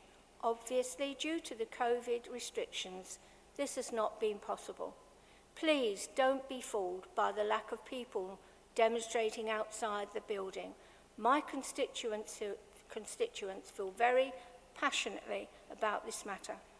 Let me remind you once again about the Minerals Local Plan for Staffordshire 2015 to 2030, which clearly states under no circumstances was there to be any sand or gravel extractions until 2025 at the earliest. I would like to draw your attention to all I've had to say, and thank you for listening, and I appeal to you to refuse this application. Thank you very much, Chairman. Thank you, Councillor Eagland, for your excellent presentation. Before we throw this open to debate from members, Councillor Cox has said that he won't be able to get involved in the discussion or vote on the application. But would you like a few minutes to speak beforehand? Yes, Chairman, if I may, appreciating the circumstances. To reiterate, I did object as a District Council ward member for Kings Bromley before the elections in May. And obviously being assigned to the planning committee, then obviously we're in this situation as we are today. I did object because I do believe there's a considerable amount of issues that go against the Staffordshire Minerals local plan. The fact that, and I don't want to repeat too much of what's been said by the objectors, but I think it's important to pick out those salient points. And what you're looking at is certainly, in terms of Kings Bromley, the situation with the traffic and HGV. It is of concern.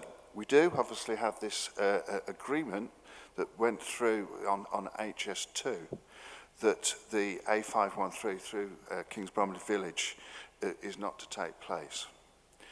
This obviously, if this proposal was to go ahead, which I seriously hope does not, but if it was to go ahead, it is about the traffic turning left. We have assurances that this is not going to happen, etc. But where do we actually police the matter and enforce the matter when it will be breached? Because it currently is being breached with everything that's been said. It goes further on the A513 from Kings Bromley. We're also having an impact in Armitage with Hansacre. So there is that impact. Regards to the restoration of Manor Park, which has been alluded to, can we really believe that until proper restoration and handover of existing or other dormant quarries that are supposedly, this was closed in 2003, supposedly should be restored and put back into as a community amenity. This cannot be done at Kings Bromley. It's existing, it's from the roadside certainly. We've got concrete bollards to the entrances. We've got chains to the gates. It is an eyesore. This is not fair. So the cumulative impact, well, of course there's an impact. Don't deny it. It has to be a cumulative impact, because of the situation is that we're already under pressure with the existing borough pits that will be used, which we acknowledged, and this in itself is going to be another impact. That, yes, 5 years, no, it can't be considered that it is only a 5-year project. Phase 2A, Royal Ascent, is coming. But that whole situation on the surrounding villages, many of which are historic, and the impact that it's going to have on those livelihoods and those people that live there for many years to come is going to be of a detrimental impact, and dare I say it, of a health impact, with the view that it doesn't matter what anybody says, that the dust that's created from a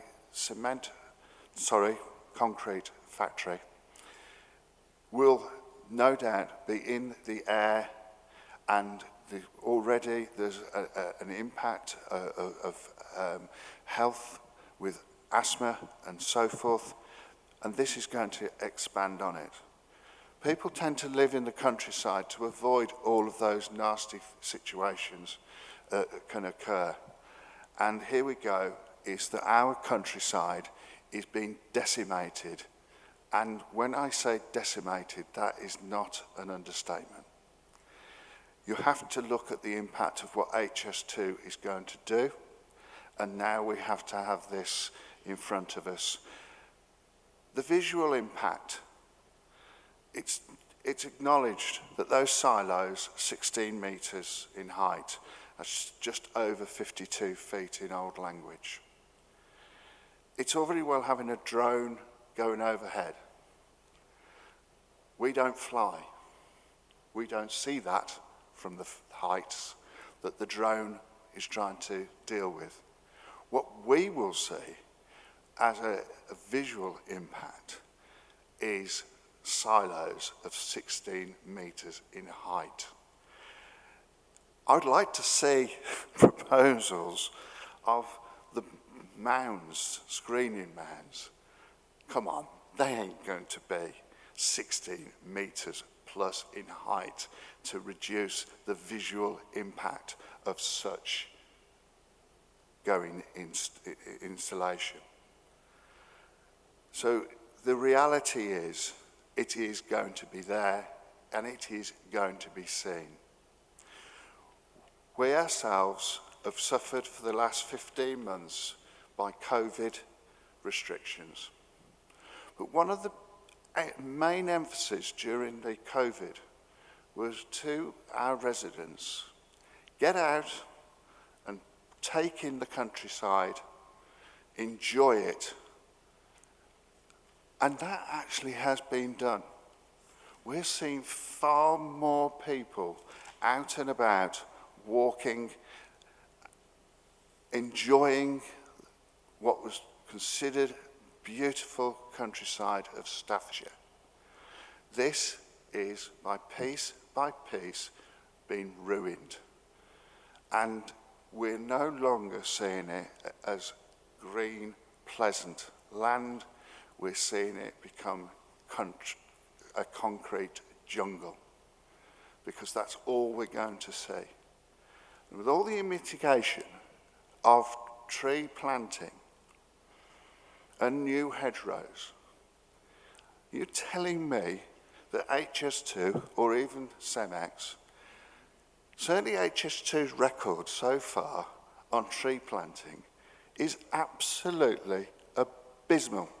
Could you try and yes, focus more on the application, please? Yes, certainly. Well, it is part of the application, Chairman, because what I'm referring to is that we hear of tree planting and so forth to mitigate and going forward in restoration. But one can plant a tree, but somebody doesn't necessarily look after it. And that is the point I'm saying, that the past history of something, and I appreciate it's not planning material to previous whatever, but what I do know is from experience that would have to be, in my mind, in terms of mitigation, actually has to be taken into consideration. And certainly post-COVID, we are looking at wanting to use our countryside more. With the extent of HGVs using roads, that will make life very difficult for certainly cyclists of that nature. The flooding impact, I think the Environment Agency are quite disingenuous, quite frankly, in their process. Time and time again, and from being on a planning committee at District Council, no objections, no objections, no objections. Do they actually ever consider that local opinion and local views will actually say otherwise, that there are issues towards flooding? It's a shame that people don't listen to our residents enough. Regards to Section 61, in terms of out of hours working, it's all very well referring to Section 61. and that the consultation process, if it's anything to do with it, it will be, we're applying for it. That will be the consultation. It won't be beyond that. The consultation will be considered, we've advised you. Well, of course you've been advised, but the issue will then go back to the local authority, who will have then the issues of any breaches to Section 61 afterwards. So it's a very difficult one to overcome in the eyes of our residents.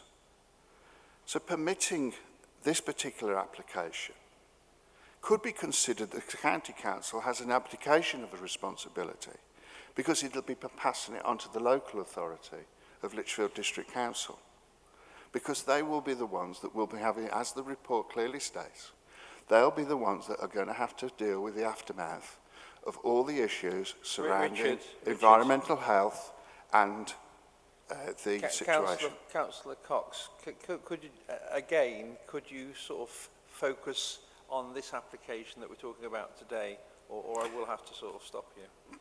Chairman, I do believe that I am raising salient points regards to the application. I really do. I haven't got much more to say on it, but thank you for your concerns. Loss of agricultural land has been made reference to in the report of Natural England not making comment.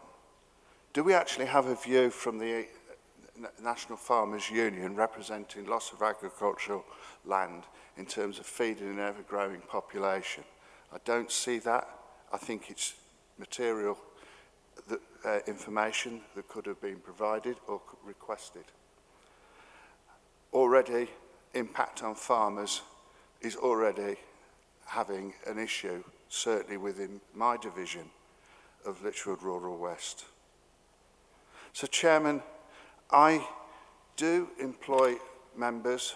I really acknowledge I have no other part in this debate other than, and I am grateful to have had this opportunity. But I would urge members to consider those salient points with regards to it. I certainly think the points raised by the objectors of Orihusk Parish Council, Fradley Parish Council, Kings Bromley Parish Council, Leslie Servian, actually are noted because there are real valid reasons for us to be refusing it. Thank you, Chairman. Thank you, Councillor Cox. Right. Have you a point, Jan? I understand that I will be able to ask further questions of the officers. Is that now that everybody has completed speaking? Sorry, could you just explain that again? Am I allowed to ask any more questions to the officers about this planning application? I understand that's the protocol. Yes. Yeah, well... Do you want to ask your questions before we throw it open to the committee then? I wasn't sure whether I was allowed to speak now or you would take the questions from your committee. Ask your questions now. Okay, thank you very much. Well, when this document was produced in 2015, the leader of the council, County Council, Philip Atkins, decided that this County Council should keep an eye, a watchful eye, on what was happening with the sand and gravel and the aggregates, which are a large part of Orihusk. And so every so many months, I chair the meetings, and we meet with all interested parties from parish councils, landowners, National Memorial Arboretum and others every so often, just to keep a track of what's going on. So when I looked at this map from the officers, which says the Barton Quarry and along the opposite side of the A38 to this, This is tarmac land. This is where they're getting their sand and gravel from. Tarmac have an official, a bona fide official contract with HS2 for supplying sand and gravel for their rail line. I haven't found any information, and neither has the parish councils and the people speaking from Oriwas and Fradley and Kings Bromley today have found any evidence at all that there is a direct contract from HS2 to CEMEX. So I would like to ask that first question to the officers. Can they give me any assurance that there is a bona fide contract from HS2 to CEMEX? Thank you. A question for officers. Right, thank you, Chairman. The issue is that CEMEX are an appointed contractor for BBV, Balfour BT Vinci, the nominated principal contractor for the HS2 Phase 1 works on that northern section that we referred to in the presentation. Okay. So that's the relationship. So but the issue that we would, realising the concerns about the fact that the proposal is justified on the basis of the contract for HS2, is that the applicant is prepared to enter a legal agreement which would tie the production of concrete to those Phase 1 HS2 works. Oh, so what you're saying is, and I'm thick about this, so you'll have to be patient with me. So what you're saying is that there is no direct contract with CEMEX. It goes through BBV, does it? Okay. So so the contract's gone with BBV, and BBV have got a contract with HS2, but CEMEX has been asked and invited in by BBV to take on the extra sand and gravel and concrete for this. Is this legal? Yeah, perhaps I could answer that one. There's nothing illegal about a contract between suppliers. The point that Matt is making is CEMEX have agreed through a legal agreement that the concrete that they produce from the site will go to supply HS2 Phase 1. So in that instance then, CEMEX are going to supply HS2 through the contract of BBV, and any other surplus concrete or that comes from CEMEX factory here at Oriwas, where's that going to go? Obviously, we've listened to a lot of figures and plans this morning, and a lot of the figures have gone over my head, I have to say. But so does this mean that because there's such a surplus of concrete being produced by CEMEX, it won't be needed by HS2 completely? So what are they going to do with the excess of the concrete that they're producing, CEMEX? Right. I've just been advised by legal that talking about contracts is actually not a planning consideration. The question you ask about HS2 and usage of the concrete, I think, is a valid question. So could someone answer that question in particular? Well, just to say that the concrete that's being produced on site is for HS2 purposes. There's some surplus sand and gravel that's not required to produce the concrete that may go elsewhere, although some of that sand and gravel will possibly go to Weeford also to produce concrete for HS2. Thank you. Can I ask another question? Can I also ask, why is this site necessary when it's been pointed out to you by myself and the protesters at the back of me that there's enough sand and gravel and concrete to supply all the needs of HS2. We don't need, it is not needed. They've already stated, and we've seen the maps from the planning officers, about how many areas are involved with producing sand and gravel. I would suggest to you, Chairman, and to the committee, that this is just an area, this CEMEX is just not necessary. It's just something for profitable purposes and nothing else. And that's just the layman's point of view, Chairman. I don't want to get in any way legally involved. It's just that I'm here representing the people that voted me in last year, as they did everybody here sitting here. And I'm here to do the best I very can. I do the best I can to try and get some sense into this, so that when I go back to the people, I will have an idea in my head of what's happened here today. And I'm really passionate about asking this council to refuse this application. That's all I've got to say. Thank you. Thank you. I think you did raise a material question there, which has been handled in the report. Do you want to just answer that about the usage?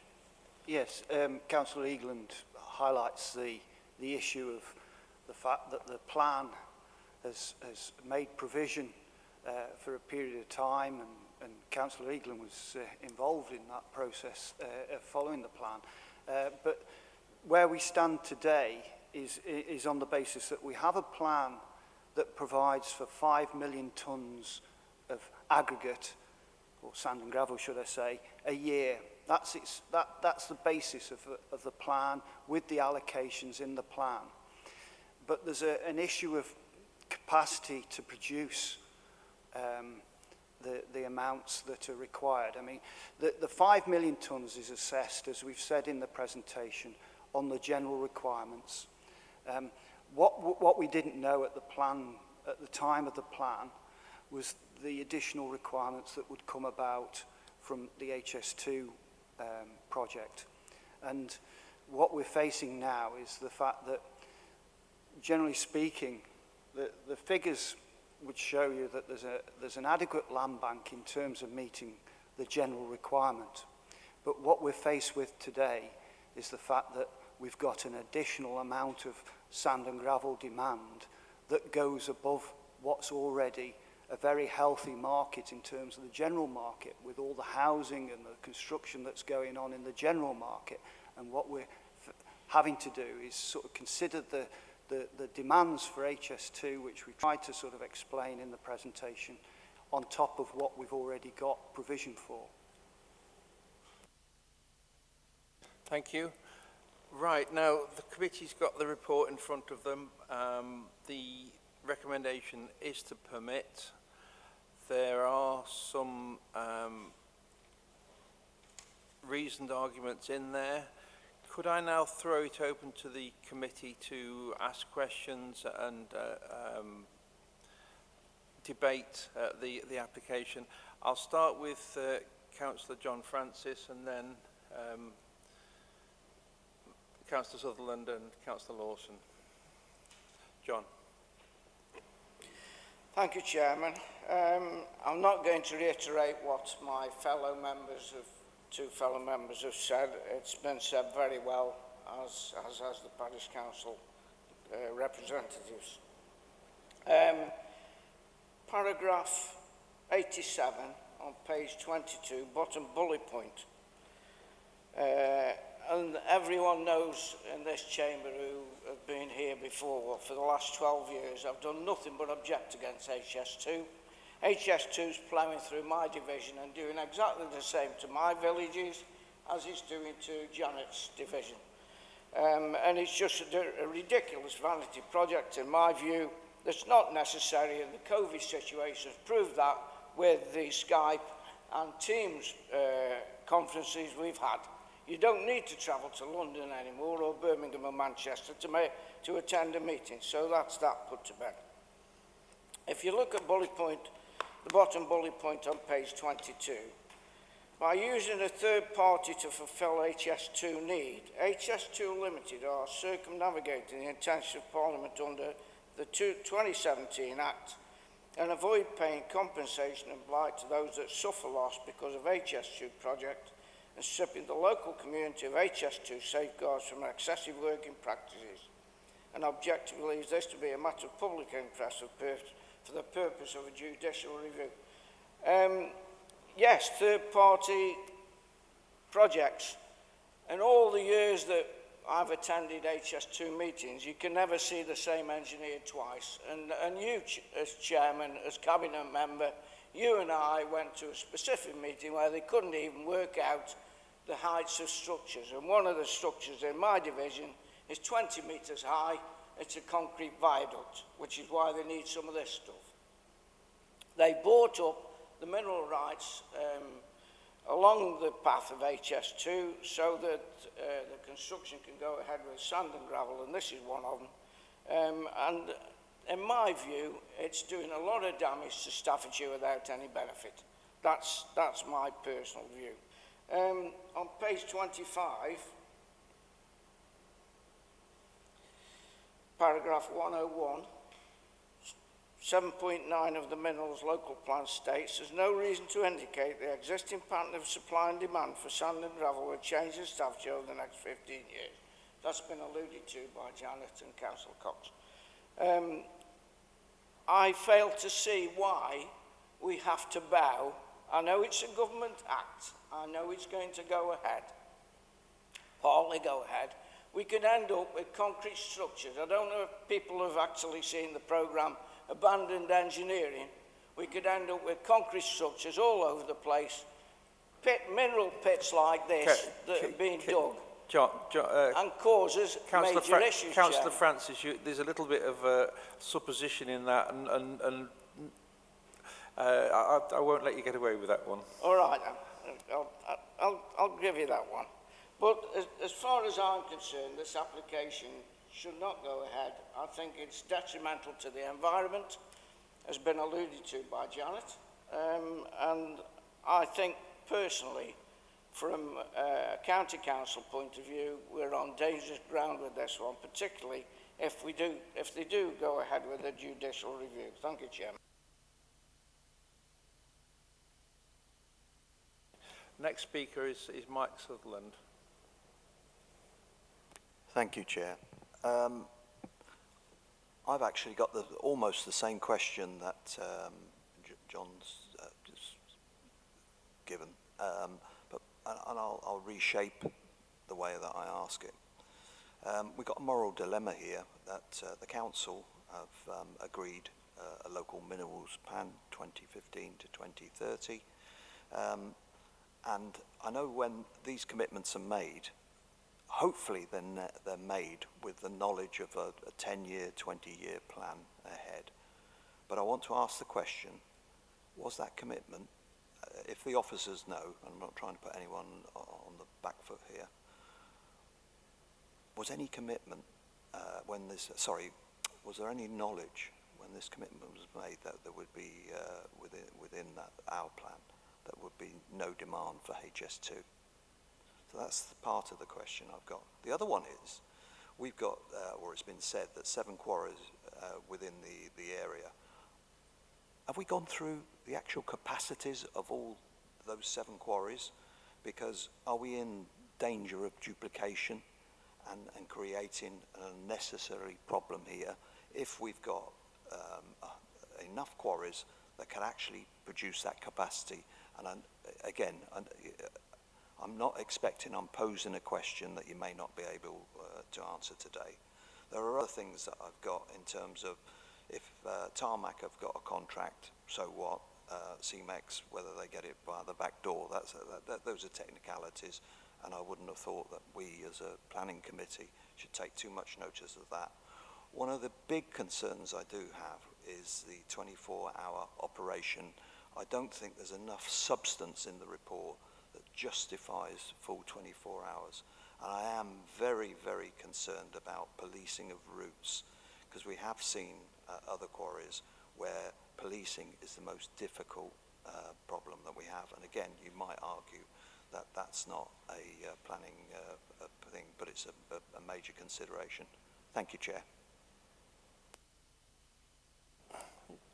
Could I ask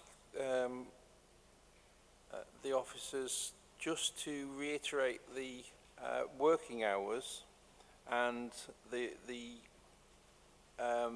process that the applicant would have to do to deviate from those working hours?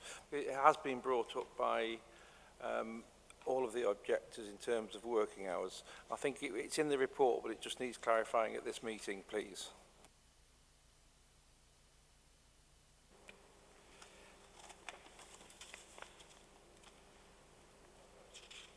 Thank you, Chairman.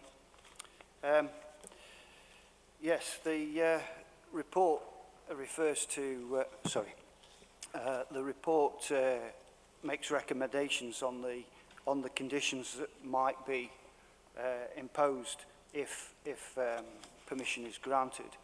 And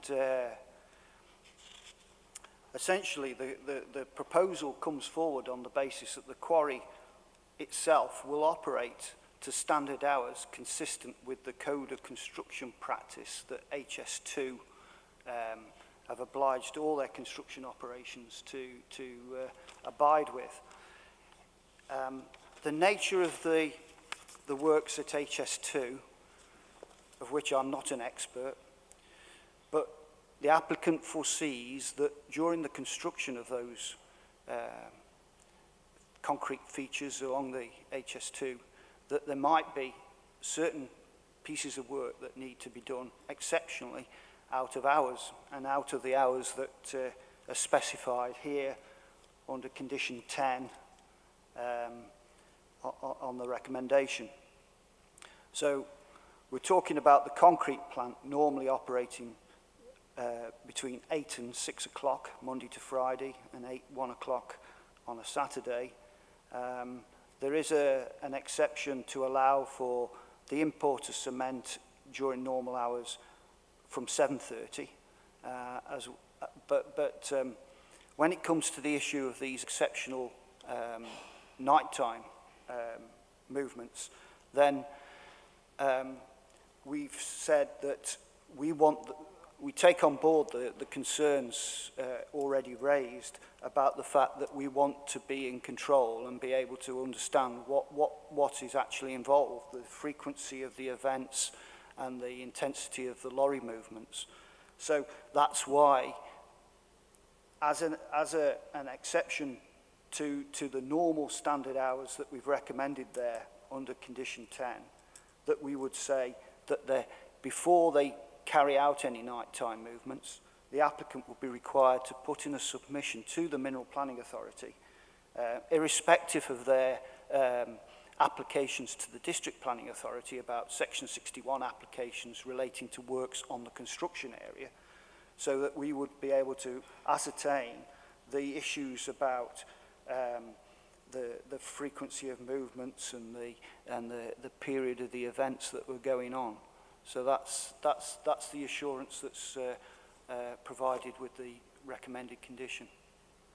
Chairman, if I could just jump in, if members would look at the it's condition 10, subsection E, and it basically says that subject to prior written approval of the Mineral Planning Authority, following a Section 61 approval on the HS2 Phase 1 site. The Section 61 approval is something that HS2 or the contractors would apply for to allow essentially, out of hours operation. So you can imagine where there's what they call long pours required, building viaducts and all those sorts of things. The concrete manufacture and pouring has to go on for beyond the normal code of practice times. And in those situations, then that approval would be required. And subsequently, we would be asked to give prior approval to then allow the nighttime operations to supply that concrete, up with as a limit of 17 HGV movements in any one night as well. So that there is proposal to control that, and to be clear, therefore, the normal operations are 7:30 till 6, Monday to Friday, 7:30 till 12:30 Saturday. Other operations for maintenance, slightly different. Operations for the concrete plant, 8 o'clock in the morning till 6 o'clock at night, Monday to Friday, 8 o'clock in the morning till 1 o'clock on a Saturday, and then the cement import to supply and to produce that concrete, 7:30 in the morning till 6 o'clock Monday to Friday, 7:30 in the morning till 1 o'clock on a Saturday. And again, just to repeat, only when there's a Section 61 approval would then they come to us to seek to carry out nighttime workings to supply that concrete to those particular. Mike, just want to come back on that one. Thank you, Chair, if I may. It's really for my clarity. I'm not too sure. Mike, could you speak up as well, please? Can you hear me now? Okay.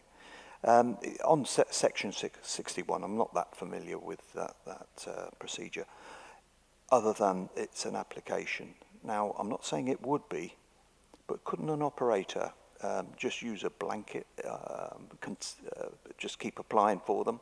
And I say that because when we have roadworks, we normally get, if there's a 2-day that we would need to shut down roads, the minimum that I've witnessed is normally a week or 2 weeks that they'll want to apply on that application. And that's what worries me, is that you could almost end up with applications coming in and just sort of a blanket cover for 61 that gives them great flexibility, but that doesn't help what I'm interpreting here. Yeah, forgive me, I'm not an expert in Section 61, but that fundamentally is an application to the District Council, and it's an application that the HS2 contractors would apply to the district because they've got to do these exceptional works outside the hours. I don't know if that would be an approach that those contractors would make, but clearly from our point of view, we've got a condition to look at that and to decide and have control over that from our perspective. So once that Section 61 has been approved. Okay, thank you. Ian Lawson. Thank you, Mr. Chairman. Just a few points. 8 years ago, on this very committee, we received a letter from the government to say that we must, under no circumstances, exceed the extraction of sand and gravel to which we had licenses for. This was to preserve our reserves in case of need.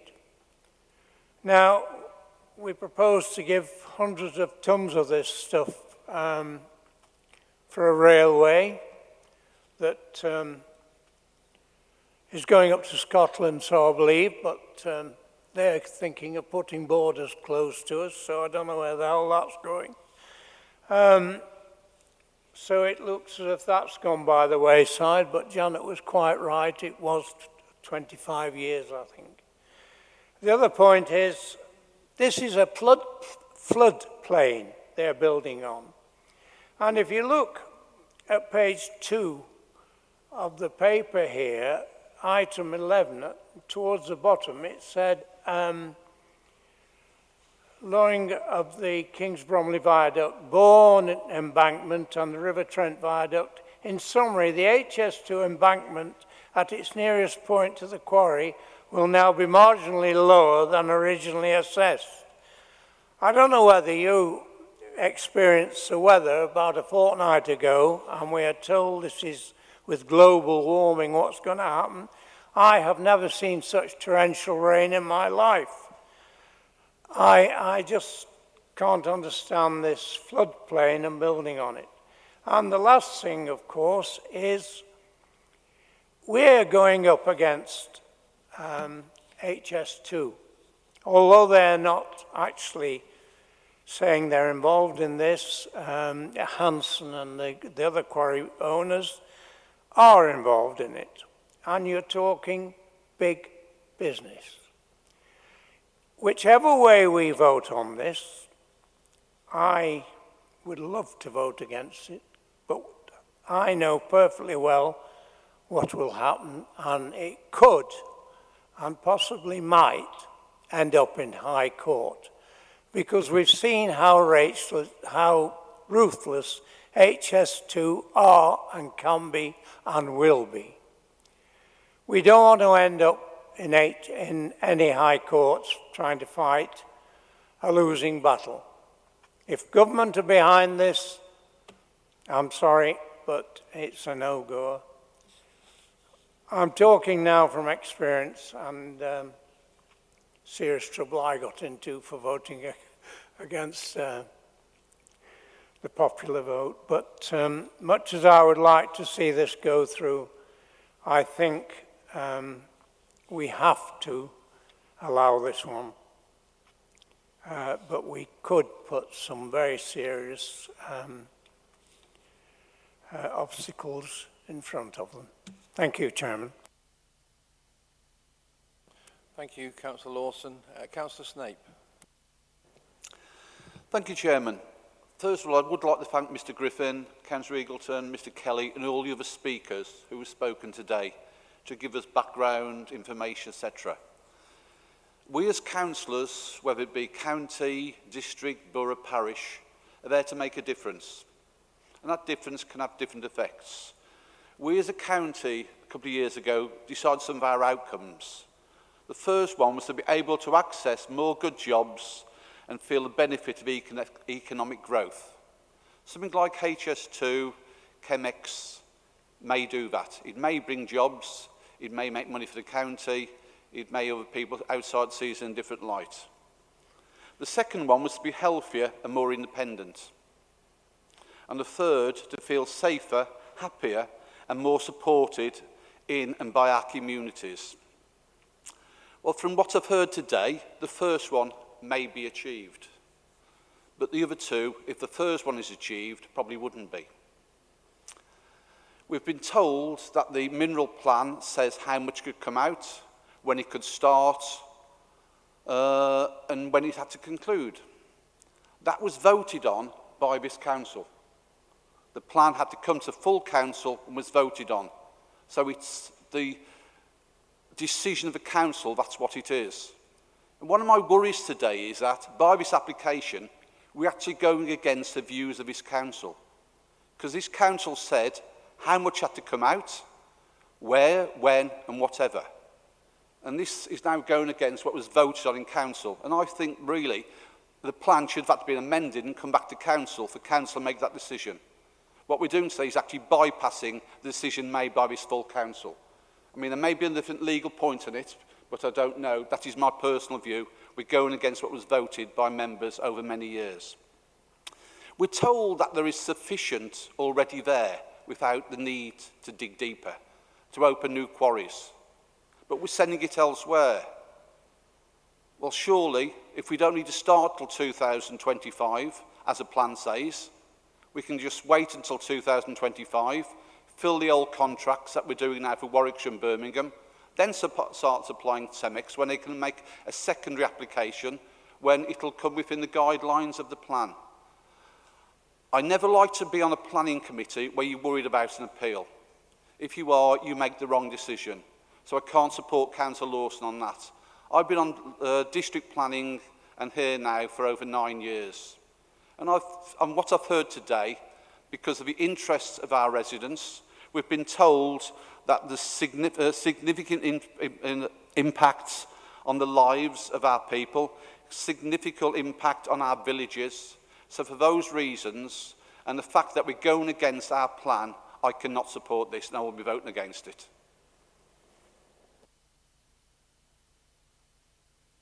I've got Councillor Loughborough-Rudd first.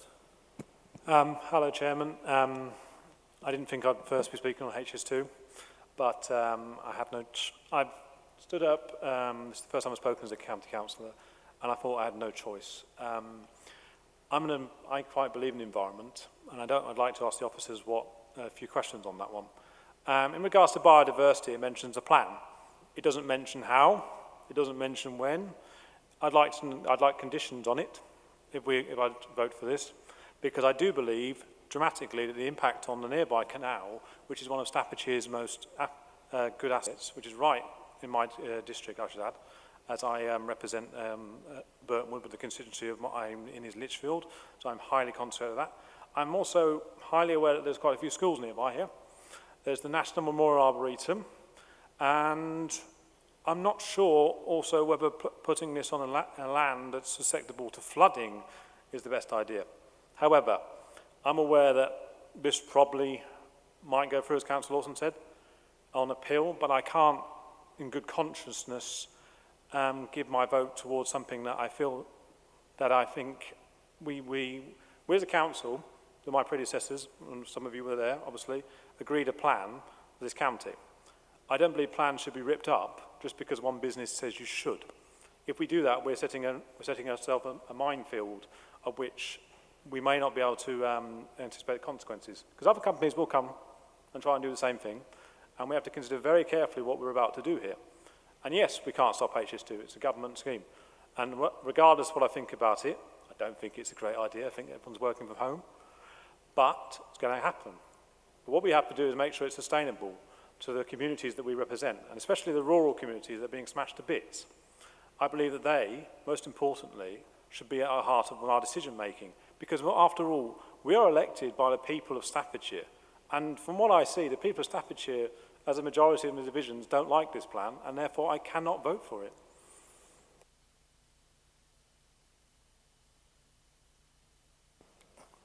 Councillor Hudson. Thank you, Mr. Chairman.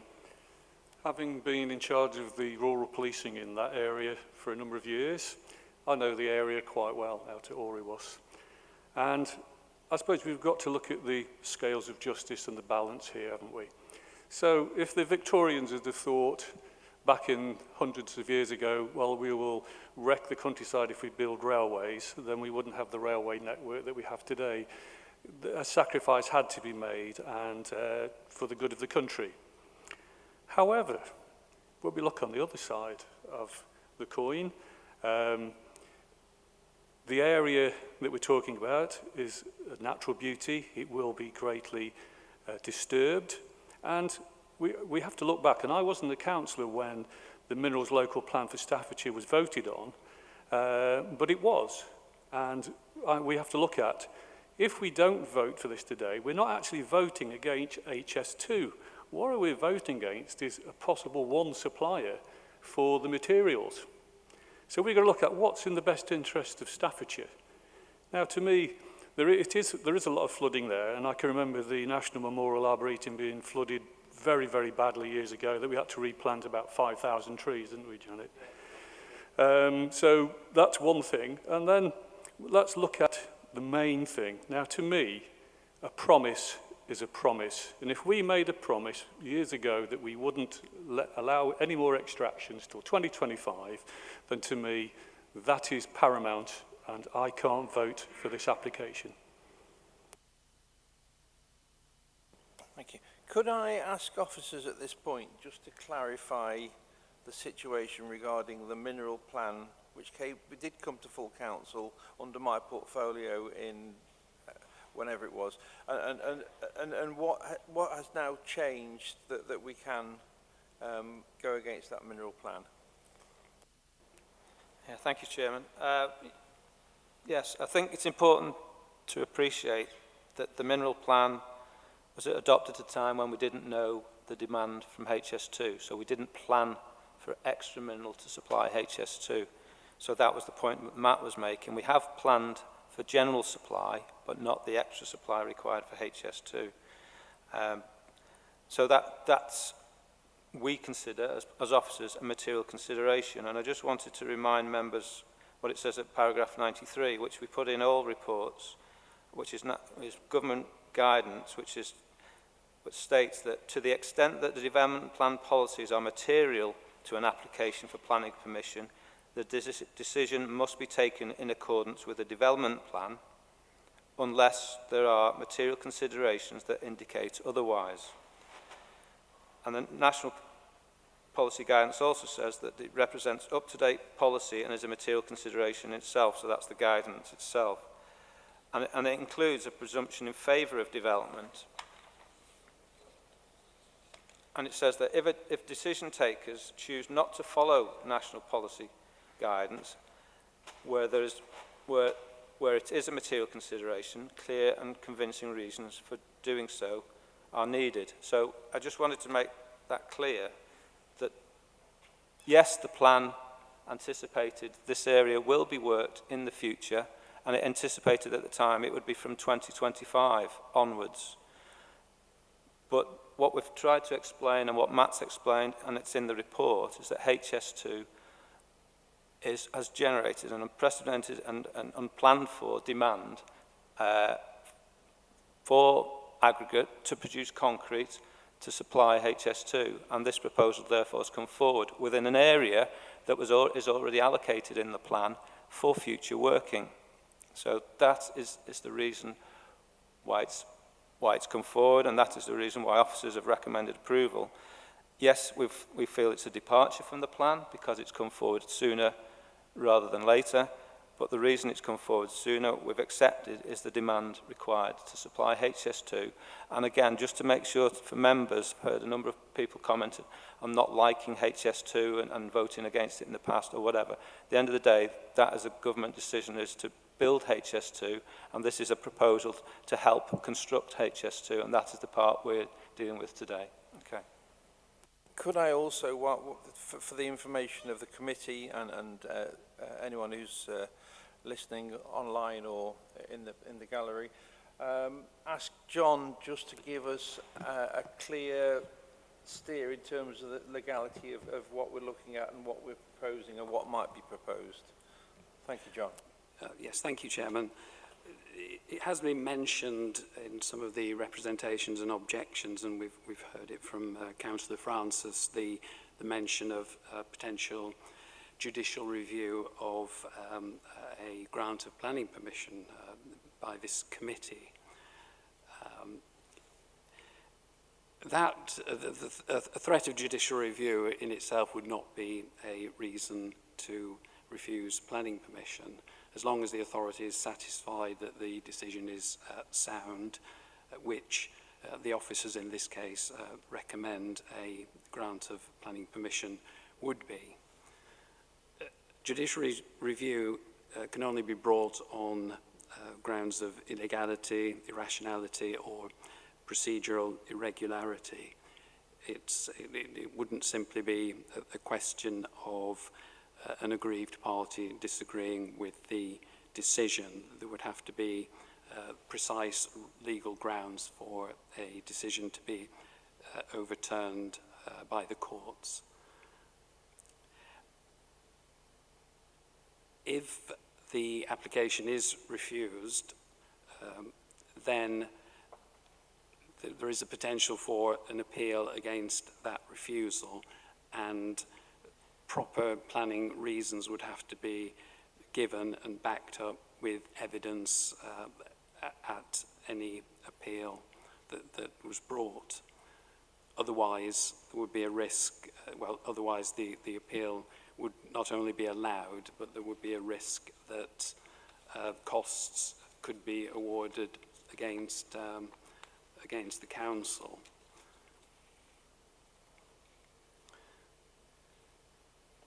As regarding costs, costs may be awarded where a party has behaved unreasonably, and this has directly caused another party to incur unnecessary or wasted expenses in the appeal process. Unreasonable behaviour may be procedural or substantive, relating to the planning merits of the appeal. Substantive unreasonable behaviour by the local planning authority could include failure to produce evidence to substantiate each reason for refusal of planning permission, not following well-established case law, seeking to impose unnecessary conditions or planning obligations under a Section 106 agreement. So whereas local planning authorities are not bound to accept the recommendation of their officers, they would need to show reasonable planning grounds for taking a contrary decision and produce relevant evidence on appeal to support the decision in all respects. And if they fail to do so, costs may be awarded against them. And members may be aware that from seeing objections, there has been quite a lot of objection on the grounds of the sufficiency of the environmental information that has been provided. and a number of legal cases have been mentioned in support of that objection. One of the cases is the Crown against Rochdale Metropolitan Borough Council ex parte Milne. This has been raised by an objector. And this, in this case, the Court of Appeal set out the position regarding sufficiency of environmental information. And the court in that case said, what is sufficient is a matter of fact and degree. There is no blueprint which requires a particular amount of information to be supplied. What is necessary depends on the nature of the project and whether, given the wording of the directive, enough information is supplied to enable the decision-making body to assess the effect of the particular project upon the environment. The court said that the court could not place itself in the position of reconsidering the detailed factual matters considered by the local planning authority, but the court does have a role, and there may be cases where the court can and should intervene and hold that no reasonable local authority could have been satisfied with the amount of information with which it was supplied in the circumstances of the particular case. So a court is only likely to overturn the grant of planning permission on sufficiency of environmental information where no reasonable authority could have been satisfied with the amount of information with which it was supplied in the circumstances of the particular case. And in this case, your officers have assessed very carefully the substantial environmental information supplied and made the recommendation to grant planning permission to you. So those are my observations and advice regarding the possibility of judicial review, consequences of refusal, and sufficiency of the environmental information provided.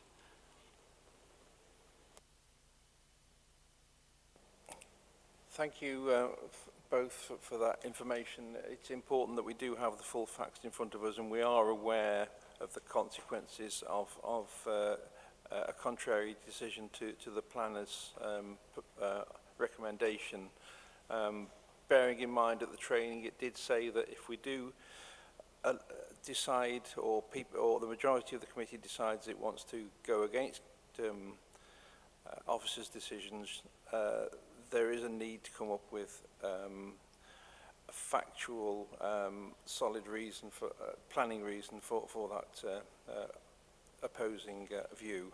So please have a think about that, members. I've got David Smith who now wants to speak. Thank you, Chairman. Firstly, perhaps it may just be perhaps not very relevant, but where I live, I look across at a quarry. And so I don't talk from someone's experience of not knowing what living near to a quarry is like.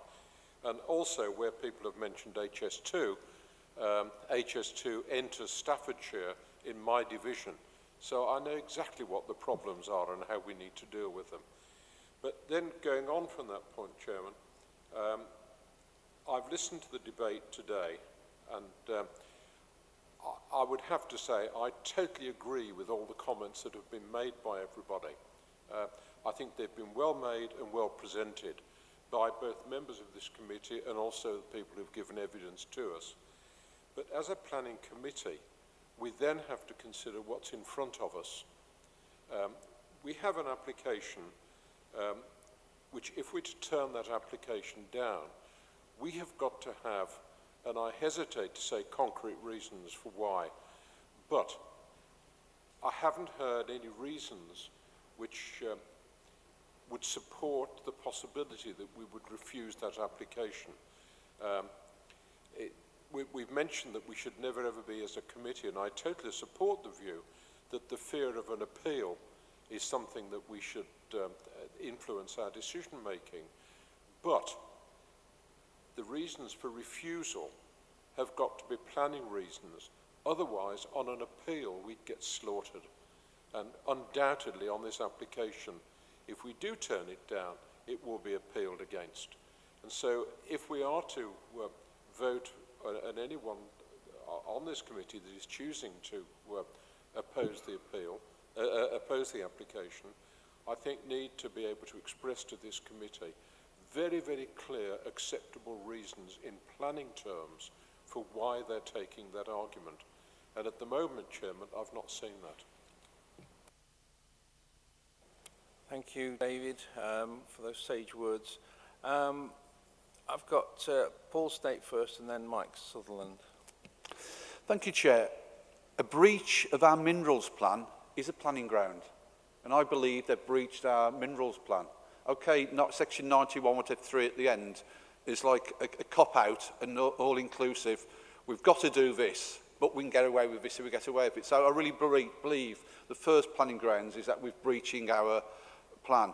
The second one is the health, safety, etc. of our residents. I believe, and it's a personal belief, that we're going to go against the health. We've got nighttime working, air quality, carbon emissions, etc., which will go against our residents. Can I just stop you on the nighttime working? I think that's okay, we'll take nighttime working out then. We'll just keep the others in then. And I believe it can cause a serious impact, even health or death with carbon, etc., on the lives of our residents. So I believe that is 2 planning grounds we can go with. Thank you. Mike Sutherland. Thank you, Chair. Just one final question, if I may. Are officers satisfied that the capacity from the other nearby quarries are unable to produce the raw materials needed for the HS2 requirement? Because that will help me make a decision. Matt? Thank you, Chairman. Yeah, in the committee report, we've got a table that lists the quarries that are perhaps the most obvious quarries to, in terms of locality to or proximity to the HS2 route. The first one there is Orwas Quarry, operated by Tarmac, and recently, well, last year, this committee approved an extension for that quarry. The quarry is operating at an increased rate of output. It's principally increased its output because of HS2 contracts elsewhere. And you'll recall that the public speaker referred to the fact that contracts are sort of meaning that material from Orwas is going down to parts of Warwickshire. The reason why it's going down to parts of Warwickshire is that Staffordshire has the quarries that dig the mineral. Warwickshire doesn't have the quarries to produce the same mineral at the capacities required for these projects. And Hints Quarry, which is a quarry operated by both Tarmac and Cemex, well, they're both, as we know, they're both involved in HS2 work. The Cemex part of the output, that's been identified as providing drainage materials for the HS2 works. Likewise, Aggregate Industries at Newbold, again, we asked the applicant to confirm what was going on in terms of contracts and demand, and again, Aggregate Industries were sort of there with a contract, potential contract for fulfilling a requirement for drainage materials from their sand and gravel. The fact is, like I said previously, is that there's a very buoyant market for sand and gravel because of other reasons, let alone HS2. And so you've got quarries that are operated like Barton by Hanson, and indeed Rugeley is operated by the applicant, Cemex. And then sort of medium-sized companies like the NRS at Cerden and JP at Shire Oak, they are fulfilling existing contracts, which are sort of, as I say, running very well at the moment. The one quarry that we did look at, which when the application first came in was non-operational, is the quarry at Weeford Moneymore. You'll see there at the bottom of the page, as operated by Hanson. As I've said, it wasn't in an operational status, and it's a good quarry with good reserves there. But Hanson have been involved in this contract business. And for commercial reasons, they've chosen to sort of seek markets for their material elsewhere. So I can't put exact numbers on this capacity issue, but the sense that of reviewing the capacities of existing sites as we've gone through in preparation of this report and it's based on evidence that we get from talking to others authorities in terms of joint planning for aggregates across the West Midlands, is that HS2 is coming on top of a very buoyant market, and essentially we're struggling to sort of provide, not necessarily the minerals could be found over perhaps little bits over in lots of different quarries, but it's getting the certainty supply in the capacity at the rates of capacity that you need for doing for carrying out a major construction project. So that's why we come to the conclusion that we have in the report. So I don't know if that helps, if there's any more questions on that.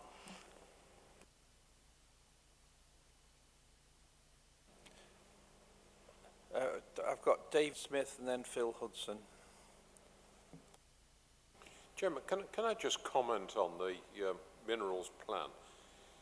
If we were to use that as a reason for refusing this application today, what we're actually doing is voting not to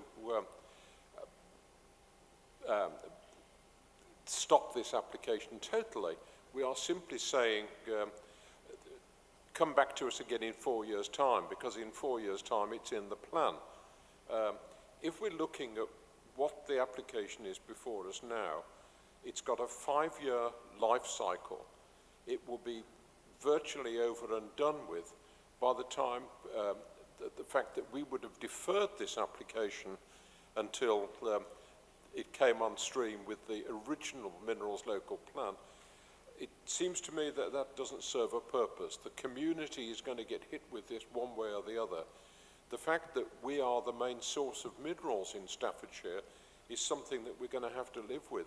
I don't think any of us are happy about that, but we are stuck with a set of situations, and I don't think that by putting off this application for 4 or 5 years and also finding ourselves with great difficulty in providing minerals coming from all over the county to satisfy the HS2 contract, I don't think that that would serve any purpose, Chairman. Thank you, David. I've got Councillor Hudson next, and then Councillor Snape. Yeah, thank you, Chairman. Well, I've come here today to look at various things. So, does HS2 need the materials? Is this the only contractor that can supply those materials? And is this the only site that can be used? Against the impact on the environment, the impact on the communities there, and the impact of breaching our minerals policy.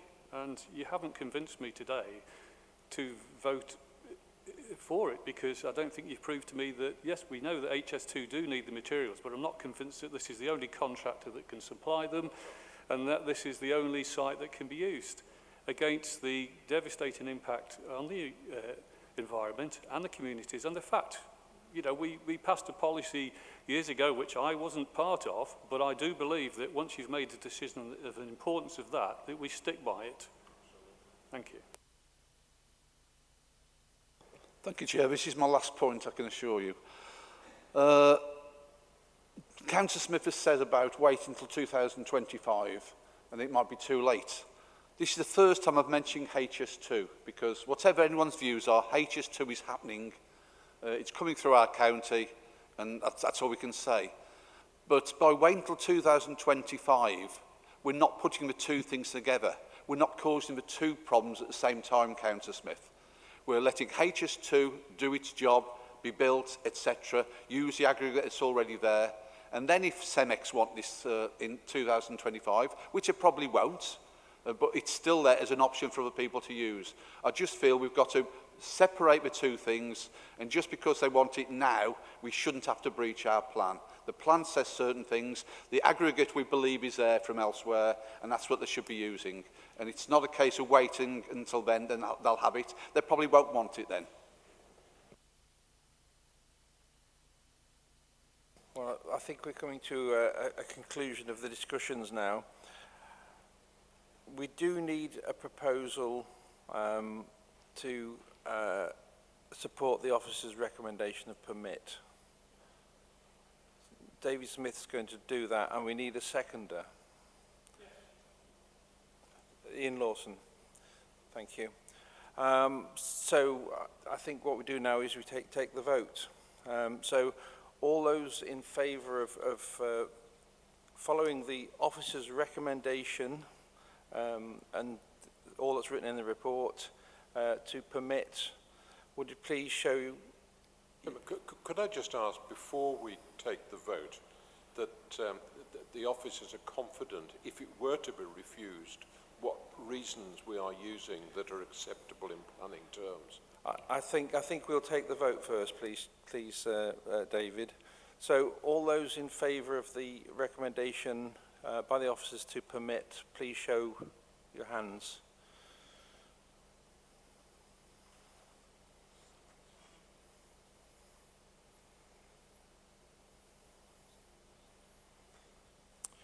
All those against?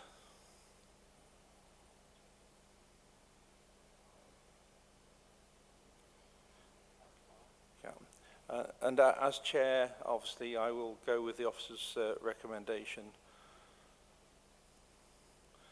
So, could you give us the